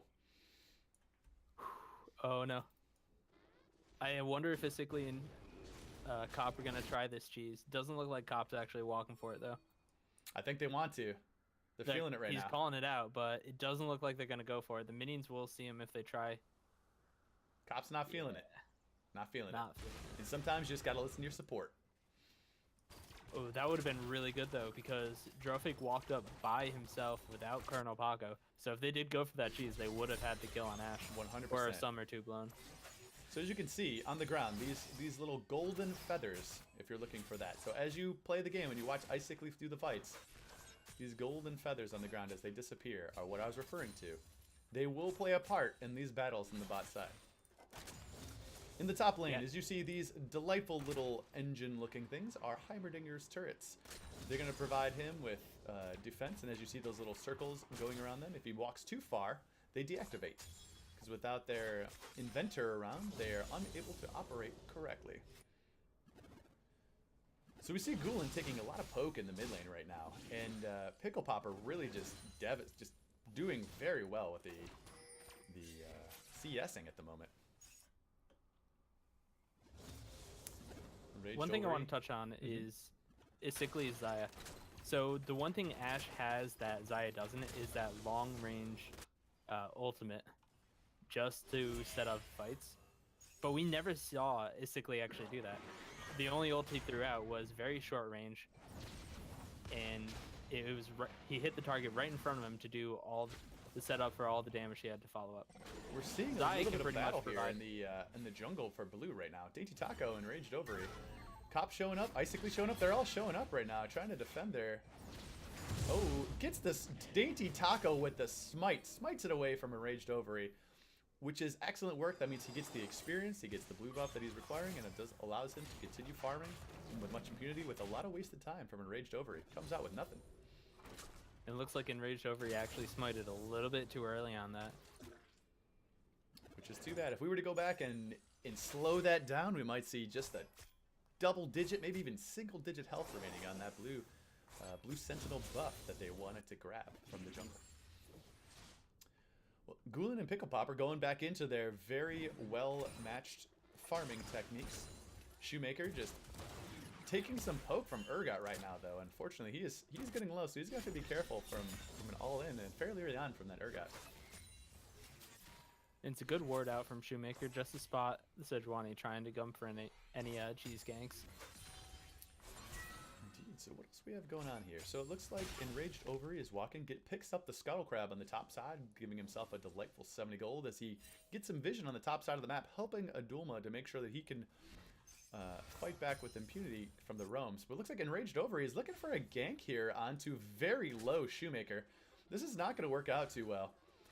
Enraged Ovary, and although Shoemaker is level 5, which is a lot of damage, sees the fight, goes in. Shoemaker's taking a lot of extra damage right here. Goes in the jungle, goes in the bush to prevent the extra vision, and almost gets it done. But Enraged Ovary and Adulma pick up first blood in just about 4 minutes and 45 seconds. Yeah, very, very good pathing from Enraged Ovary, skirting around the vision that Airdrake had put down. Able to get in, put some wards in, and sneak around the Heimerdinger for that kill. As you can see on the screen, the red ward in the middle of the river expecting a gank, and the gank came from behind. Icically right now giving himself a nice advantage on the farming. He is up about 11 CS at the moment, which is not trivial. And doing a very good job at making his presence known, not allowing them to just do whatever they want in the bot lane, making it hard for Ashe to farm at the tower. I feel like Isically is just taunting Colonel Paco. When that hook started charging up, Isically just pressed S and said, throw it. Which way am I dodging? We see a bit of the bubble knocking up Colonel Paco right now. Cop hits it nicely with Icically. So Cop is playing up right now, giving himself a bit of a presence, allowing Icically to farm as he pleases. So the nice thing about the Nami Zaya combo is if you hit a bubble, all Zaya has to do is throw out her Q, auto attack once, and then she'll have 3 feathers behind the opponent in order to draw back and snare him. Cop being hit by the hook right now, but not too much can come from that at the moment. Both marksmen were not in the position to follow up that fight. The Shoemaker just valiantly pushing in his wave. Doing a great job staying ahead of Adulma, even after that kill. Staying ahead with the farm, which is excellent. As to be expected with Heimerdinger, he does farm very well with all of those turrets, with his rockets, with his ability to do just a large amount of magic damage to the wave. So what we're seeing right here from Ahri is her just moving the wave up right now. She has an ability that you might see from time to time, which is her putting... Oh, but we had a little fight here in the bot lane. Drofin getting caught by that bubble. Cop is really nailing these. Yeah, but we do have Pickle Papa roaming down, but the ward from Airdrake does spot him out, so they're able to back off. And Colonel Paco just wonders, walking up there, kind of like, what's going on? Why did that not work? Not knowing what awaits them in the bush. As you saw there, Icically just returned those feathers, doing extra damage to all the minions in the lane, which he won't be able to do that again for the next few seconds. As we see here, it looks like we're just watching some action here. Dainty Taco getting very low in the jungle, not able to finish his red buff. Looks like he bit off a little more than he can chew, not having the smite available to do additional damage to the jungle minions only, giving him, or when doing it to the jungle minions, getting his health back, health return. Perhaps other minions too. It's been a while since I looked at that skill, being a top laner myself, but not having the ability made him have to run away from that camp, losing himself a little bit of time in the jungle. Yeah, and one other thing to notice is Enraged Over, he hasn't really been invading that much. Oh, the Malzahar goes in for the ultimate on Ahri, but just gets away. Very close in damage. What were you saying? Please continue. Yeah, sorry. Enraged Over, he hasn't been invading that much, but he's still 2 levels up on Dainty Taco and 20 CS in favor for Enraged Over. So he's really doing a good amount to get ahead of Dainty Taco, who does try to go in for a gank on Pickle Popper, but ends up just taking a little bit of damage and having to walk out. Misses the CC, so nothing to come of that. And that's part of it. You got to let yourself be known and throw a little bit of advantage, hopefully trying to get something out of your jungles. But all he ends up doing here is show Enraged Ovary where he is. Enraged Ovary makes a guess that he can go in and get that red buff, throws the ward up, finds a delicious red Brambleback for Team Red Brambleback, and takes it away from Team Airdrake. And now it looks like Enraged Over is gonna find Dainty Taco. Oh, nope, Dainty Taco's going back towards the blue side. Enraged Ovary allowing himself to get free farm. He's taking it from Dainty Taco's jungle. Now it's possible that, as we see Dainty Taco here, he does not check what's called the pixel brush, often referred to as that location, for any wards, which unfortunately he was spotted out by that ward and did not know it was there. So they have all the vision on where Dainty Taco is right now, which means we should be seeing Drofig and Colonel Paco playing back because they know Dainty Taco could be anywhere nearby. But we'll see if they get baited by this. Gets hit with the bubble. That's going to spell poorly for them. Drofig goes in, pulls them together. Drofig taking a lot of damage, hits him with the Ash Arrow, but just too late. Gets taken out by the 3-man gank squad from Team Airdrake. Yeah, it was a really good gank setup by Sickly and Cop. And good knowledge of where the vision was, so Dainty Taco can sneak in there. Yeah, they did not anticipate Dainty Taco coming directly from when he was spotted in the river, going into the jungle. They thought he'd be farming the jungle up, but instead, he goes into lane for a gank. So that was well pathed by Dainty Taco this time, as that gank was successful. And Enraged Ovary, though, getting literally all of Dainty Taco's jungle.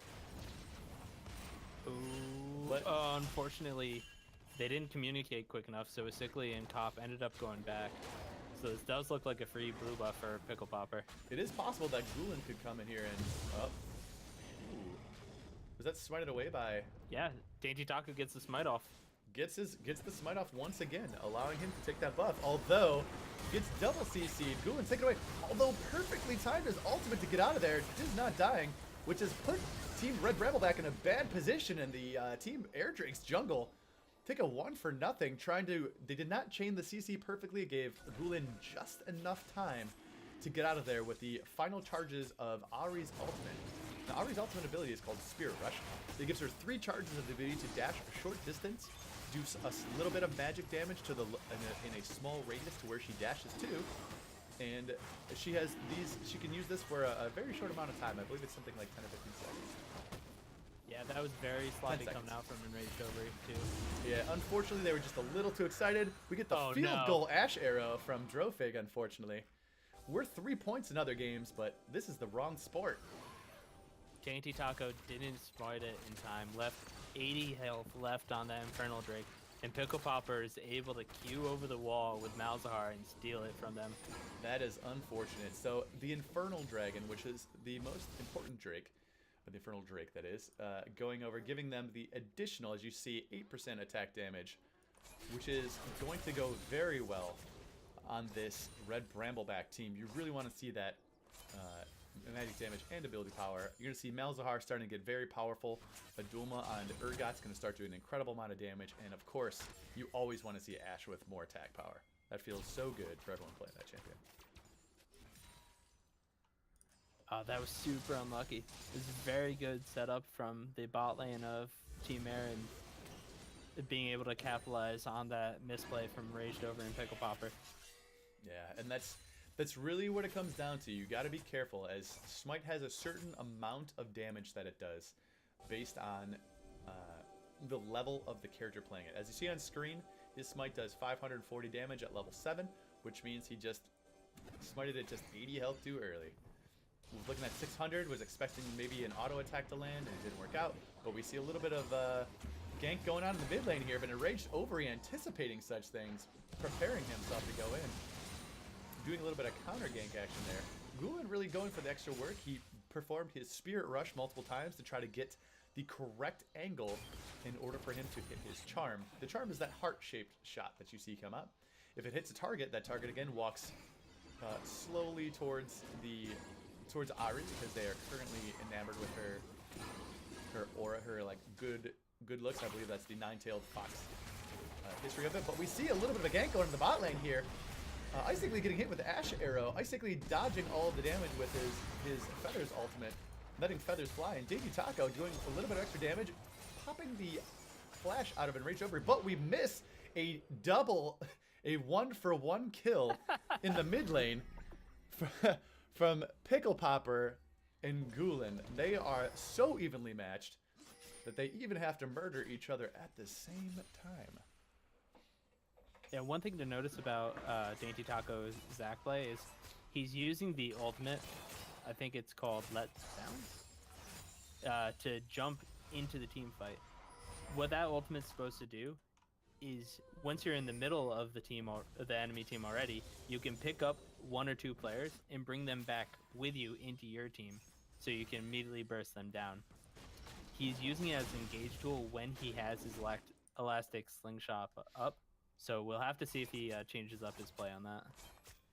I think so. We'll have to find out if he ends up doing that. I think right now it hasn't been hurting him too much, but I agree that if he could get that ultimate off correctly, displacing the enemy team is always a good thing to do. They never want to be closer than they need to be to your team to do as much damage as possible.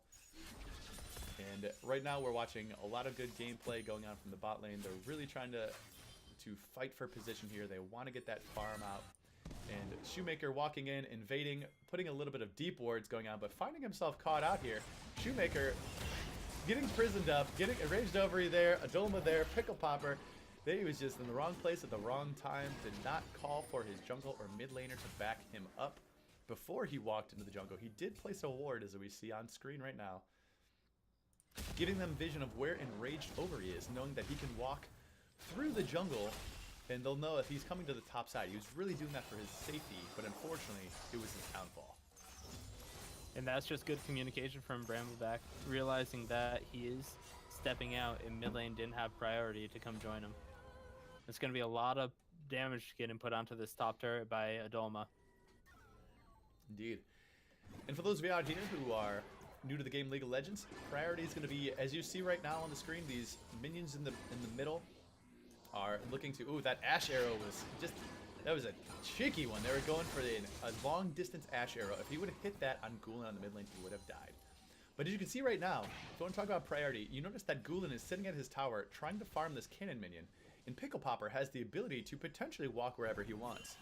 If your enemy is trying to deal with the minions instead of you, and additionally, they have to deal with the minions to get money, while you no longer have to. If you push them in, you have priority. You're allowed to leave the lane without any sort of penalty to your money, to your income, so to speak.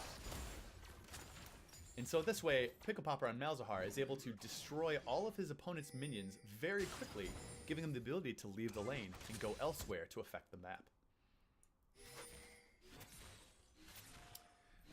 So we're seeing here. Unfortunately, Go ahead. he doesn't seem to be roaming much. He's much more comfortable just sitting mid, shoving in, and then trying to keep Ari in lane. Which is doing very well at right now. Shoemaker right now setting himself back up in the top side of the map.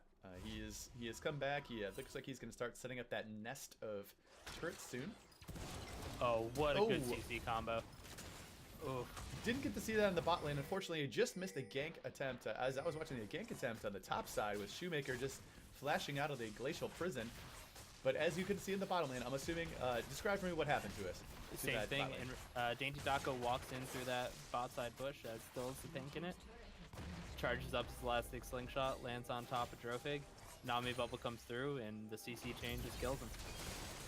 The extra damage coming out right now, and the first tower kill goes out to Team Airdrake. Now the first tower means there's a additional gold that goes out to the entire team. As you defeat towers, the entire team gets an income. They get a small amount of gold into their pockets. Now the first tower that goes down gives that team additional gold, including the people that were nearby the tower when it went down.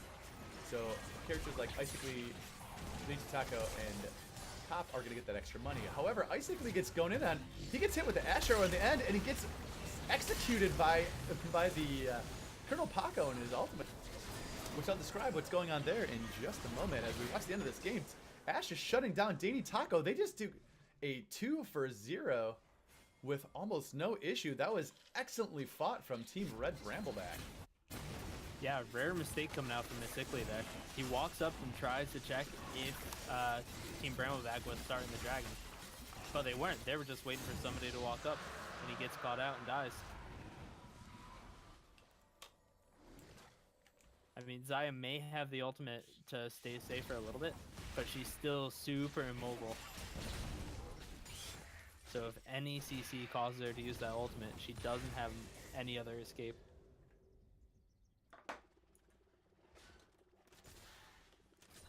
So it's a very good capitalization from them. And right now they are about 2k they have about a 2k gold lead, which is pretty sizable, and most of that's coming out from the CS lead in the top lane. Absolutely. It's really coming down to seeing how they're going to take advantage of this, because as we see, the CS lead right now is that 2k gold lead is going to start to snowball unless Team Air can find those legendary team fights that they had the last time around. So what do you think we're going to see out of Brambleback in the next few minutes here? Well, Brambleback doesn't actually get the Rift Herald this time.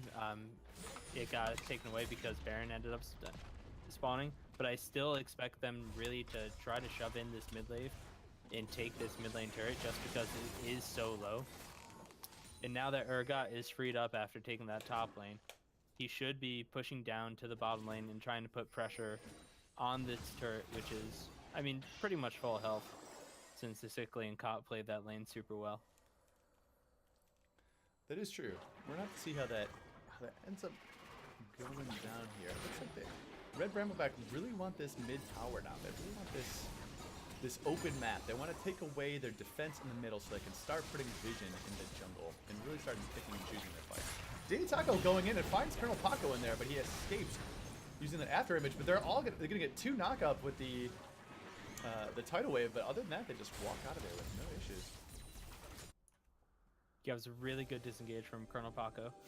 Pyke is such a slippery champion with his Phantom Undertow. It's really hard to lock him down. Yeah, the Phantom Undertow is when he dashes forward, leaves that after image that will stun characters that he hits with it. Now, what I want to talk about for a minute is I didn't get to really discuss this before, but Pyke has a unique mechanic that in his ultimate, he creates an X on the ground. And in this X, he does a certain amount of damage. However, if they have less than, as you see, 350 and plus a certain amount of his extra attack power, health, he will execute them, which means just immediately kill them. Which he was able to find earlier, but enraged over, he finds himself in the wrong position, has to flash out. Dainty Taco going in for the battle in the mid lane right now. We see all 5 grouping up in the middle, and it looks like Airdrake's want to back away. Shoemaker doing some extra damage to Pickle Popper. Dodges the hook from Colonel Paco. Gulen Spirit rushes in and misses the charm. Going for some extra damage to get out there. Right now, they're doing some extra poke on Team Airdrake. Really looking to push Red Brambleback away from this mid lane. And we might see a return siege going on from Airdrake. Yeah, but it's really hard since Brambleback has so much wave clear in the mid lane. Ash plus a Malzahar will keep those minions very far away, so they really need to get a pick off with this Ahri charm. They tried right there. Shoemaker has the ability. He throws Shoemaker being on the Heimerdinger, throws a grenade. He has to aim it at his spot on the ground. If he hits the character with the center part of the explosion, they're stunned for a little bit of time. DD Taco getting hit by the hook from Pike right now.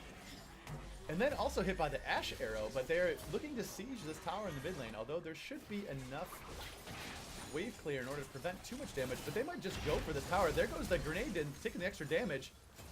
Extra poke damage coming on the side here. This is very dangerous for both teams, as they are both getting low on health, and there is enough crowd control on both sides of the field to really cause a problem for either team that's trying to siege these towers. And one of the most underrated abilities. Oh, never mind. We got to fight. Going in, Dainty Taco going in there. They're finding the 3. This is a 4v3 fight right now. Adulma gets the kill on Dainty Taco, although Icically, or it looks like, excuse me, Heimerdinger gets the kill on Pickle Popper. Taking down the Malzahar in the mid lane, a 1-for-1 right now.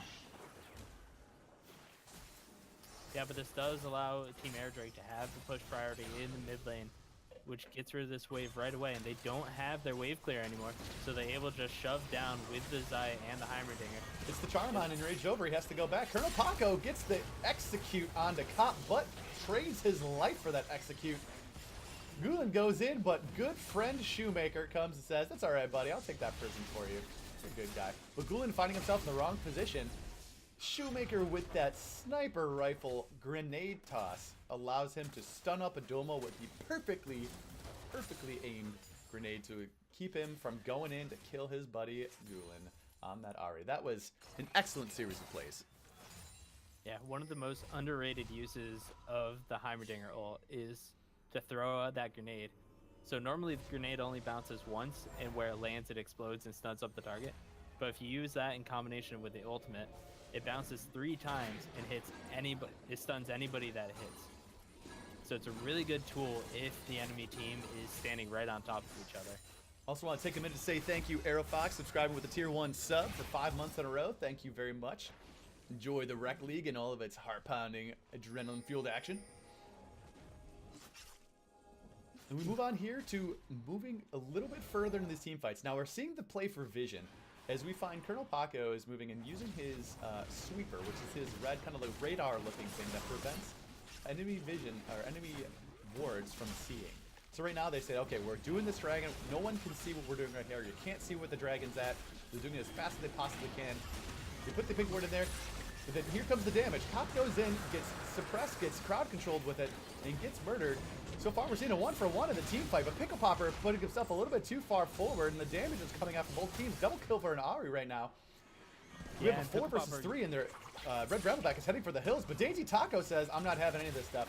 We're keep fighting. We're not done here." Although we're done here. And I mean, Brambleback ends up losing that fight mainly because they use all their CC tools on the Nami, who, I mean, yeah, it's good to get a pick off, but you have the rest of Team Air to worry about. So once you use all your tools, they're just going to be able to free hit you.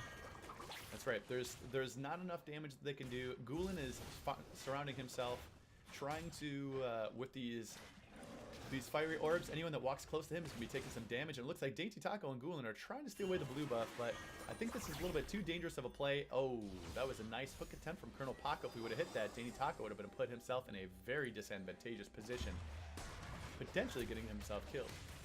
However, it looks like both teams are allowing the waves to kind of get back to where they normally are, just push like normal.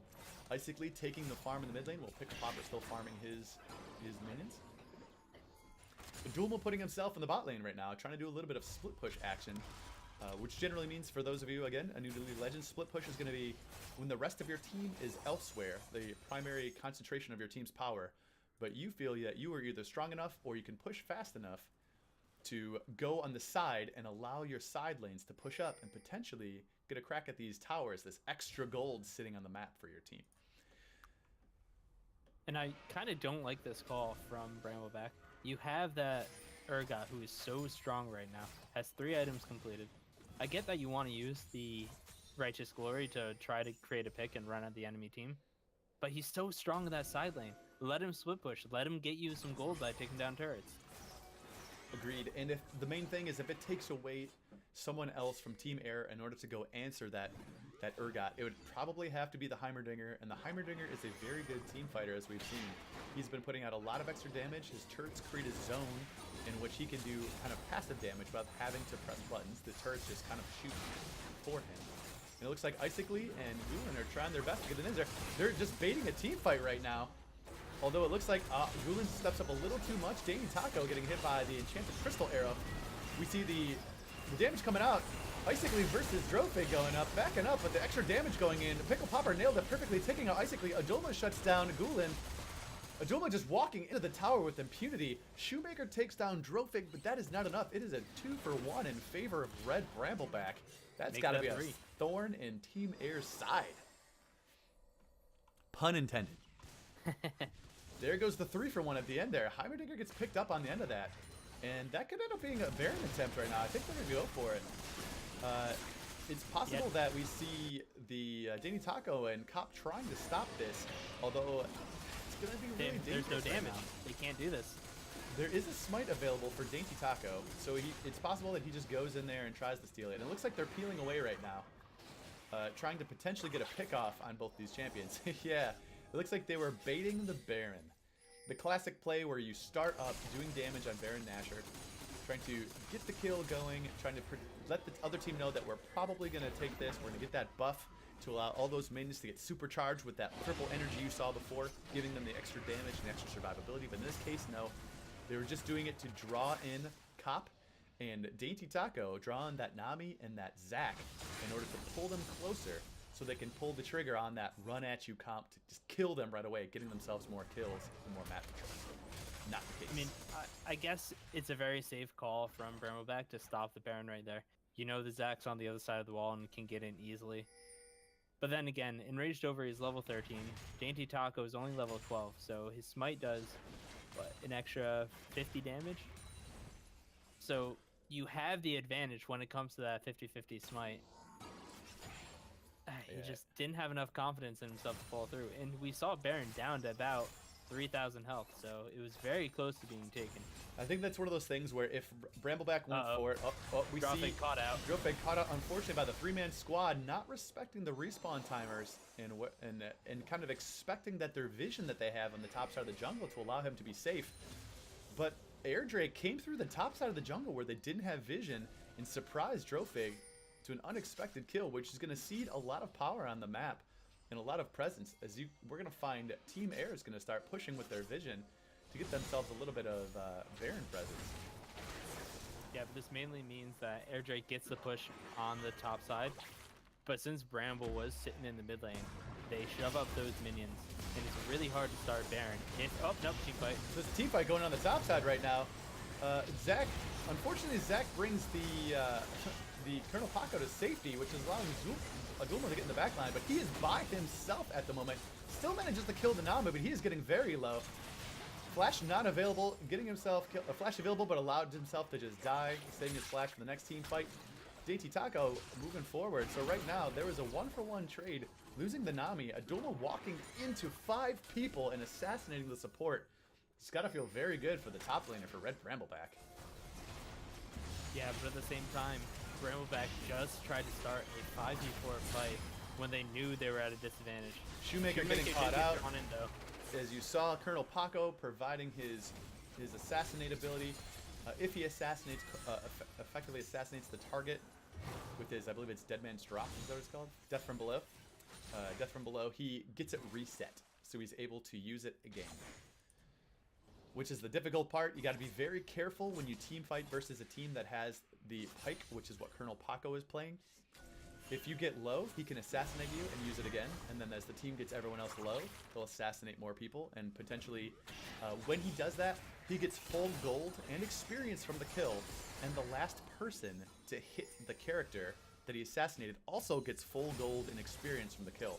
So it's almost like getting a double kill when that champion is on the map. Yeah, and right now we see Brambleback going for this Mountain Drake, which means they'll be able to take 4 dragons if this doesn't get stolen over. A huge Drake lead for Team Brambleback. And to answer one of the questions, what elo is this league? This is a league that is a group of individuals that all awesome people in real life. They vary from silver to diamond in the league. So there's what we end up doing is we end up having these matches each week where each team has to field a team that we've given values to based on the rank of the players on each team. The team has to balance the team out at a gold 2 level based on champion characters who are, for example, if you have a diamond, they're worth a certain point value. If you have a silver, they're worth significantly less. So that way you can create teams that are approximately balanced as best we possibly can with the group that is here. But this is on the NA region. We do about, currently I believe it's 7 weeks worth of play. We have a lot of teams. You can sign up at the end of the season. If you keep watching on Twitch, we'll have sign up information through our Google documents that we'll be sending out. Keep track of us on Twitter. We do have an Instagram, which as you can watch for some sick plays and more information coming out. Oh, we have a team fight going on right now. Duma just walking in, and everyone just sidesteps the tidal wave right now, and they're just looking like we're seeing a little bit of fighting going on in the bot lane from Pickle Popper and Shoemaker, just trying to push the lanes up, and we almost saw Adulma caught out a little bit, but here we go. Gulen caught out a little bit, dodges all of the CC like a boss, and backs up. Danny Taco coming in from behind. We see a teleport coming in from the top laner. Shoemaker gonna come in. It's gonna turn this around quite heavily. We might end up seeing, there's the stuns coming out. Adulma caught in the back line. Gulen, however, getting very low, gets executed by Colonel Paco. Colonel Paco takes his flash away, but unfortunately he's finding himself resurrecting. CC does not go down perfectly by Cobb, and unfortunately he's able to get away. Enraged Opery getting too far in the front, but basically getting caught out right now. It is a 3-for-0 currently for Team Red Brambleback. They just played that one on Razor's edge, but ekes out 3 kills for nothing as most of the team limps away with very little health. But they still say, you know, we're doing it. We are going for this Baron right now. We have just enough health to shield. Small mistakes in that team fight allow for Team Brambleback to walk away with slivers of health. Well, that is fantastic. That is quite the battle we just saw going on there. Really bringing it to both teams right now. That was, again, on a razor's edge, so close to having Team Air taking that team fight, but that's exactly what Red Brambleback needs to push this game in the forward direction for them. Now they have the bottom lane. They just have a sack of gold waiting at the end there with merely 600 health. That's going to go down in a couple hits. I think they're going to go grab that very quickly. With the Baron buff, giving them those supercharged minions, they can choose right now what they want to take. And it's going to be up to Team Air to mount a sizable defense. And I'm not sure we have the vision on both sides to see that right now. Yeah. As you can see, although there's not a lot of vision going on for both teams at the moment, so we still could see some pretty explosive team fights coming out. I just want to say, Colonel Paco has been playing out of his mind on this Pike. He's been hitting hook after hook onto the squishy targets and really, really using that ultimate super well. Absolutely, and he's playing as one of the main things with Pike as champion is that he does not gain health as a stat. He gains it as an attack value, so that he has to build a very defensive path, but he still does plenty of damage as we've seen coming out here. We're seeing them just siege this tower. As you can see, the enhanced minions going on from the Baron Nashor buff, just allowing them to poke at the tower, allowing them to do extra damage. The cannon is actually an empowered minion when it gets that buff that shoots out of the range of the tower, which does improve damage to objectives, which is just more than enough to allow Red Brambleback to take the things that they need, which just busted the bottom lane wide open right now, giving them the ability to just farm what they need, get their extra money, and start pushing. Blue turret being destroyed on the top side. Unfortunately, they took a little bit of extra time on the bot side of the map and taking out those tier 2 and tier 1 towers, but Team Air had enough of minions on the top side of the map that was able to push and take the tower on its own, giving them a little bit of respite for Team Air. But unfortunately, we're looking at a 4-dragon, 10,000 gold lead Red Brambleback right now. Darth Head, what do you think about these next upcoming team fights? I think Brambleback, once again, have this game in their favor. They are up about 9k gold right now. But we've seen Air Drake come out ahead in team fights. We've seen the pickoffs come in. They could play, I mean, they're gonna have to give up the rest of the outer turrets. A lot of their wave clear is magic damage, so they're not gonna be able to clear these Baron empowered minions out.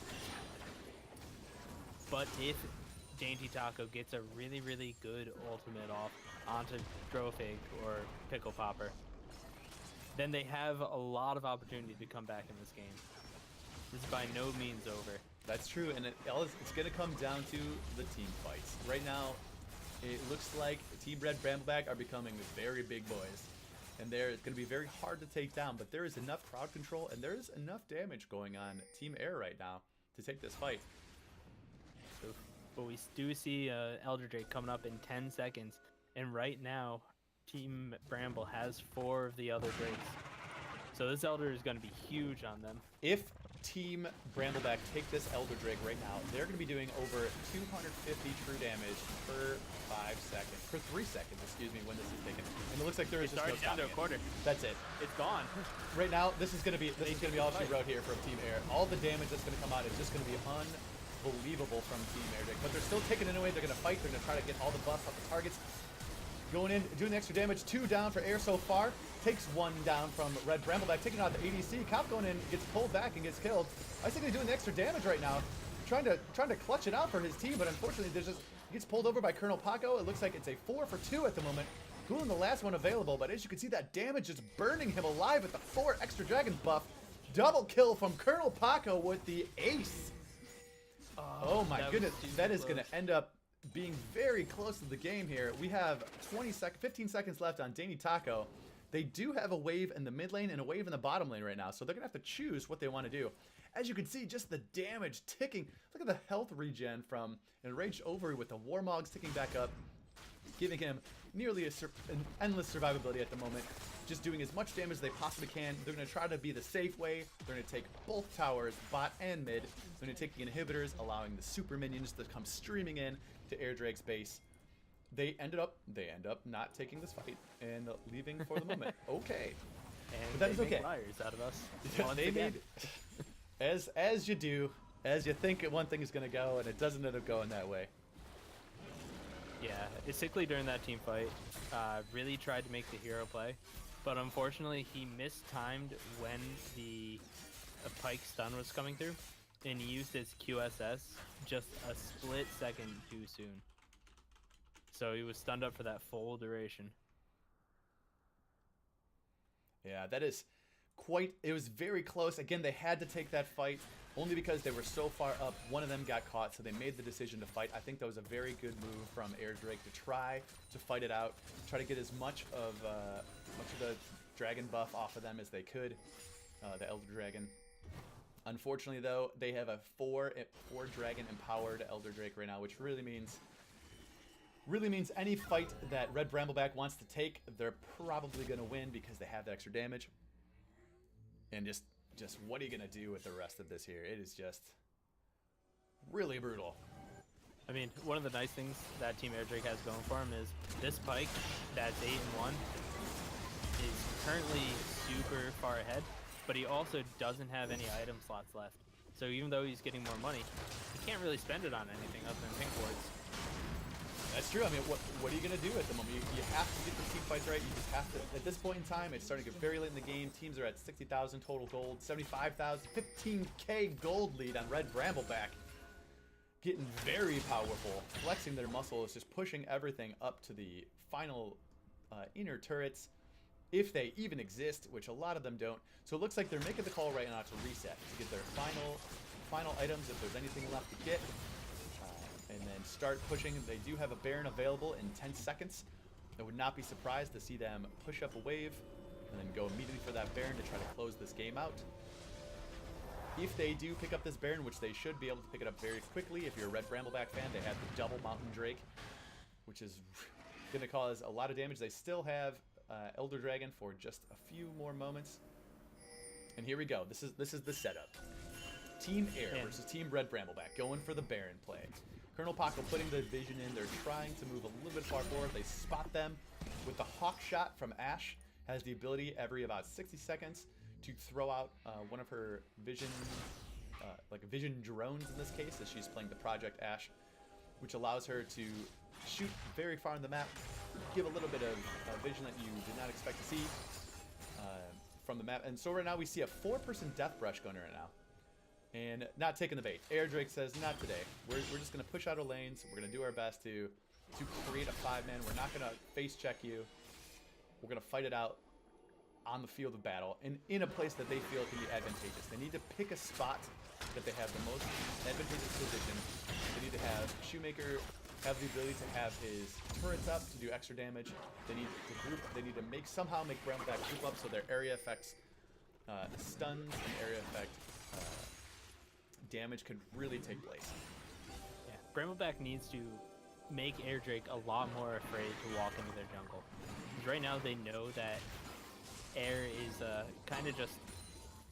They know that Brambleback is kind of the forefront and around the Baron pit.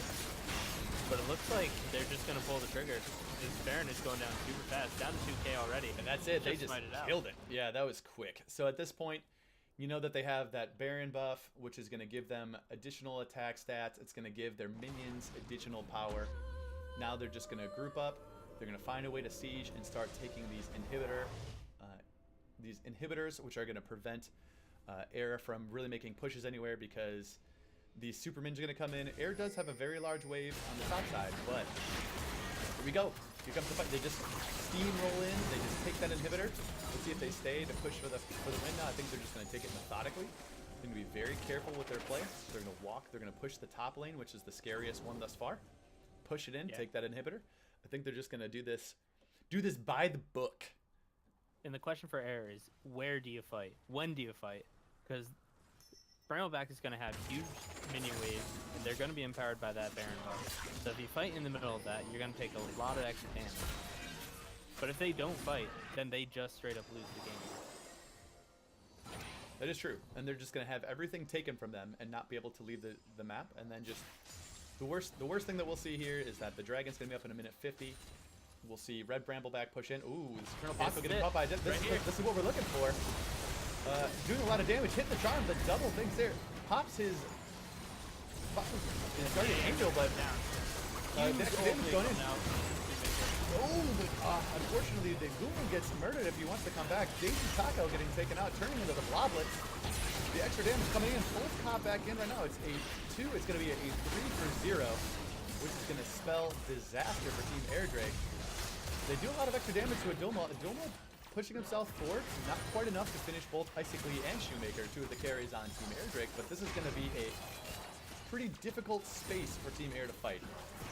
You can't keep Icicly out. He does plenty of damage, so you can't just walk in and do it. But we got 3 in the mid lane pushing in, so they have to choose to defend their either inhibitor turret or they have to defend their Nexus. It looks like they're going to not be able to defend the Nexus at this point, although Icicly getting the shutdown on Drofig and getting up the fancy flash play, but Shoemaker, nicely done. Shoemaker doing the outplay onto Pickle Popper in the final moments of the game. Ranged over and Adoma are super low. He could make the hero play. It's possible. He's doing it right now, and Ranged over getting taken down and just sending him back, sending him for the hills. Icicly having plenty of damage with his 6 items going on right now. Gulen for the double Spirit Rush and the charm pulls him back. We have the he gets hit by the tidal wave, and Gulen's little friend is the little airy little spirit creature comes out for the final hit on Gulen. Well done to do the hero play to defense, only allowing about 20% of the damage on the Nexus to go down. I really feel like Red Brambleback wanted that game to end, but just got antsy in the pantsy. Elder Dragon did just spawn, and Team Air Drake can take that away without having to worry about another team fight. So that's a huge takeaway when they get this.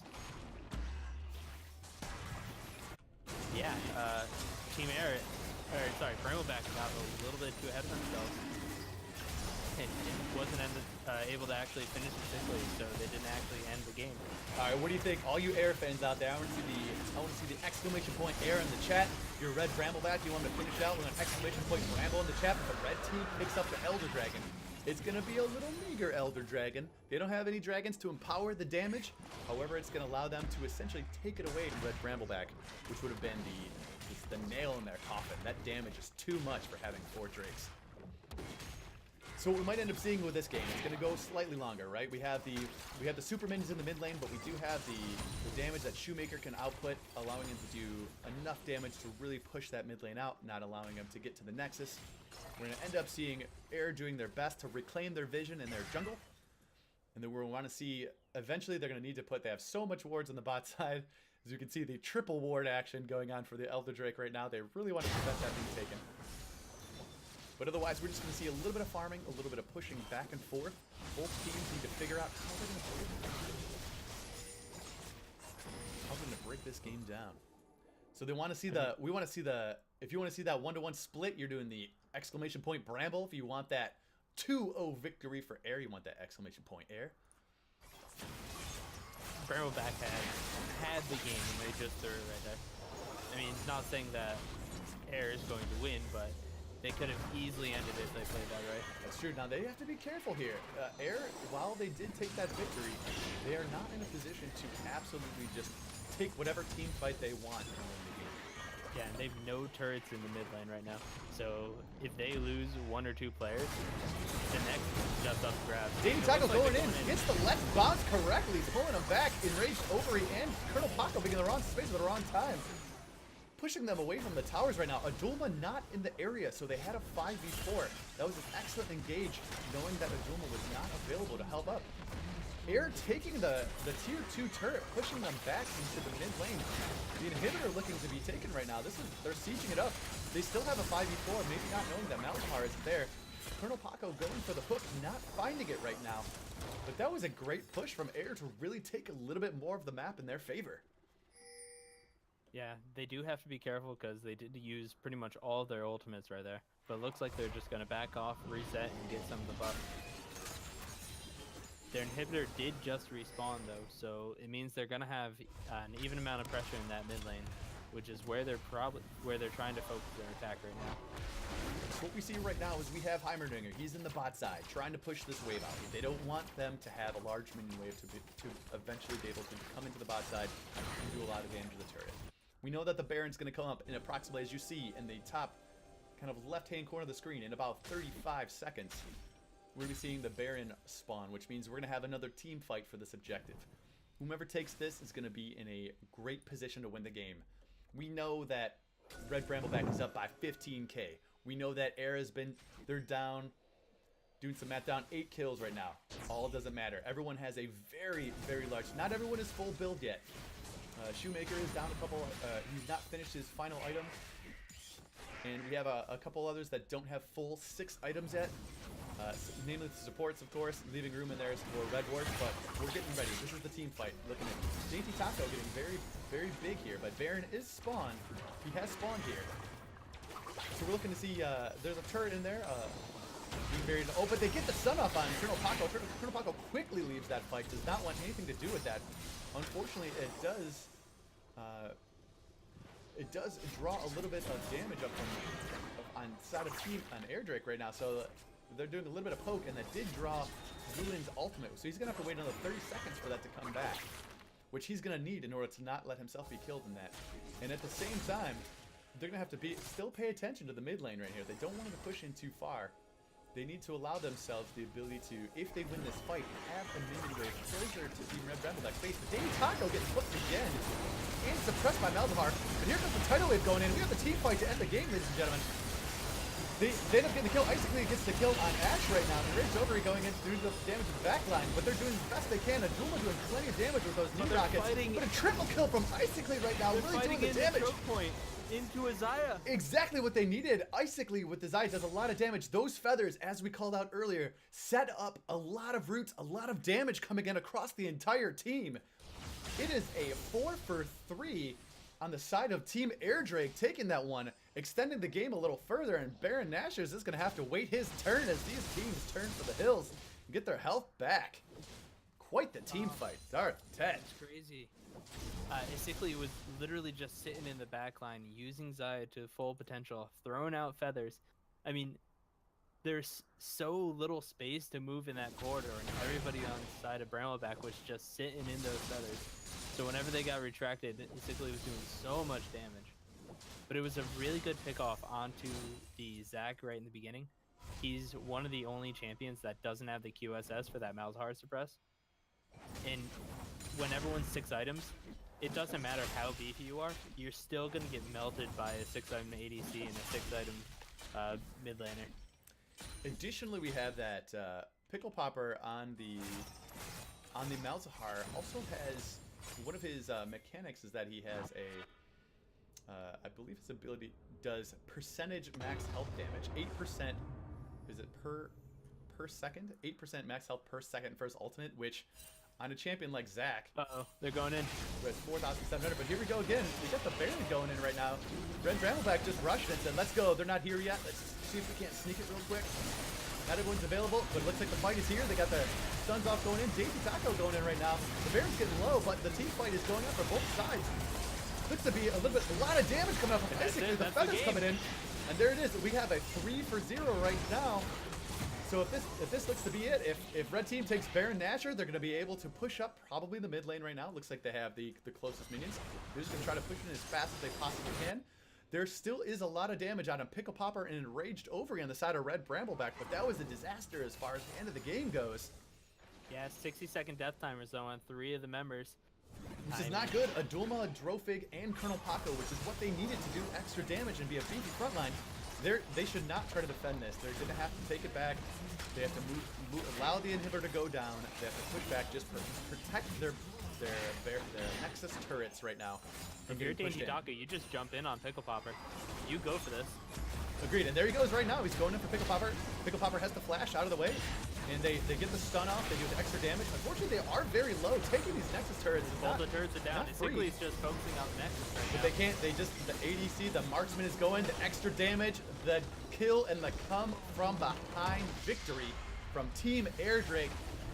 Woo! That one really blew me away. We thought that Red Brambleback was going to come in for the final push. They had the money, they had the turrets down, they had the inhibitors, and Team Air just hunkered down. They blew them backwards and then found the fights that they needed to take it away. Darthead, what are you thinking from that? I mean, if you're a Team Brambleback fan, you got to be kicking yourself in the butt right now. You had the game. You had an open Nexus right in front of you. 3 people went to the Nexus, 2 people went to the top lane, and they all died just because they got split up. Just so unfortunate, but such a nice, I want to say, it wasn't the cleanest comeback, but it was so good from Team Air to recognize where they could fight, and they ended up finding that one fight in the late game and took the game, just like the first game. That was impressive. Oof. Wow, yeah, that was at the end of the game. They're still down by 8k gold. But when it gets to 60 minutes, gold lead really doesn't mean anything when everyone's 6 items. That's absolutely true. So, as a tradition at the end of our games, we have the Air Drake taking the 2-0 victory versus Red Brambleback. We're going to bring in some of our members for some interviews. Darthead, who do you think we want to grab today? I mean, I gotta say, Sickly both games played completely out of his mind. So we definitely have to bring him in. And I mean, everyone on Team Drake played really well, but I kind of want to talk to Dainty Taco just to see his insight on how he came back from being behind both games. Let's see it. Yeah, exactly. Get the mental state in there. Let's see what's going on. Do you want to grab them? Could you bring them into our Discord? Yeah, give me a second. Absolutely. So we want to say, while we're grabbing this here to get the action in here, I want to say thank you for everyone to come in to visit us today. This is the first match of multiple matches going on. I will turn up the volumes that we have. We'll get other people, let them know that they need to be a little bit louder in the future. I want to say thank you all for joining us so far. Those of you who are new to the Rekt League, we're a team that does this every Sunday. We're going to have a special makeup game on this Tuesday. I think if we can find the casters for it. But each Sunday, starting at about 4 o'clock, we have these games being streamed. You're going to get to know the teams. You're going to get to know who's going to be the beast mode and who's going to be beasted. And we know that we have a lot of really great players, little fun guys out here, a lot of fun, however they want to be identified. All people so good to play. And thank you for coming and joining us so far. But it sounds like we might have our people in here for our interviews.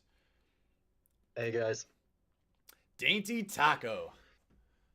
Oh, How's it going, buddy? that game was hard. That last game was Yum. so hard. But we won. I let my carries carry. There were some mishaps on my part in early skirmishes, and then you know what? I'm just gonna stand in front of everybody and tank the Sejuani ult, tank the Malzahar ult, and just trust that Gulen and Isigli can kill everybody in front of me. So, and it worked out. That worked perfectly. That play was about as delicious as every bite of Fig Newtons. Thank you, Fig Newtons, for the analyst desk. But I would like to say, how now in that first game in Rage Over, he was coming in. He was taking away your jungle camps. He was doing his best to try to annoy you as much as possible. But we were seeing that Zilean giving you those levels required in order to do that, giving you the ability to really jump in and affect these team fights. How did you feel about the combination of having a champion like Zach who gets invaded very often, but allowing you to keep up with that farm and that CS? I mean, I definitely at one point it was just I looked at my topside jungle. Yeah, that's probably all gone. So I'm just gonna keep ganking bot and hovering like down by mid side and hopefully like trying to basically either pressure Enraged Ovary to come down bot side and like help it out his bot lane, or he has to start doing something top side because I mean, yes, Odulmo was doing a great job up there, no doubt about it, but like I don't know. For me, I was just kind of like my goal is to get bot lane ahead and to try to keep mid lane warded and tell him where the jungler is because I know ultimately it's not me who is going to be carrying, it's Isigli and Gulen who's going to be carrying. So if I have to sacrifice topside for that, I'm okay with that. So. And well done on your part. Yeah, speaking of communication with the bot lane, we are joined also by Koff. How are you doing today? Pretty good, you? Doing well. Can you tell us a little bit how that communication in the bot lane turned out? What the comms seemed like between you and Isikli? Oh, it was pretty easy going. We were just consistently discussing with each other what exactly each other needs, making sure that everything was being like covered in terms of vision, in terms of like making sure I was giving him the proper like supportive like items, and making sure that we can be able to constantly engage on them whenever he wanted me to. All right, very good. How nerve-wracking was that last game for you? It started off not so much, but in terms of there was that turning point where they tried to get Jake behind the Baron pit, and while some of us were a little nervous, I was still very much in it and believing that we could do it. Yeah, congratulations on the win. That was a crazy team fight to watch. And Cop, was that your first game in the Rec League too? Yeah. Welcome to the Rec League. Great job. Thank you. Put on another show like that, and people are going to be buying jerseys with your name on it. Hell yeah. My one question for you is, do you have to go take a shower after the dirtiness of the Ash Arrow Nami Bubble Tidal Wave combo? Because that was dirty. Dude, I got the bubble bath ready. My goodness. Ready to go with the bubble bath. I love to hear that. I love to hear that. Dartside, do you have any more questions for these two victorious members of Team Airdrake? Yeah, I mean, you guys played a great game, but so did Brambleback. Do you guys have anything to say to your opponents that you played today? They were absolutely fantastic. I had to scout them a little bit just so I can be able to not only understand like how everyone generally plays in this league, but also like how they specifically do. And it wasn't easy. Exactly. They played very well. Shout out to the Thorny Beasts of the Red Brambleback team for the good games. And congratulations once again to Team Airdrake for their 2-0 victory this week over Red Brambleback. But it was a close one. All right, I'm going to send it off now. We're going to be closing the stream for just a minute. We're going to be switching broadcasters and producers just for 1 second as I get ready for my game. And don't go away. We'll be right back.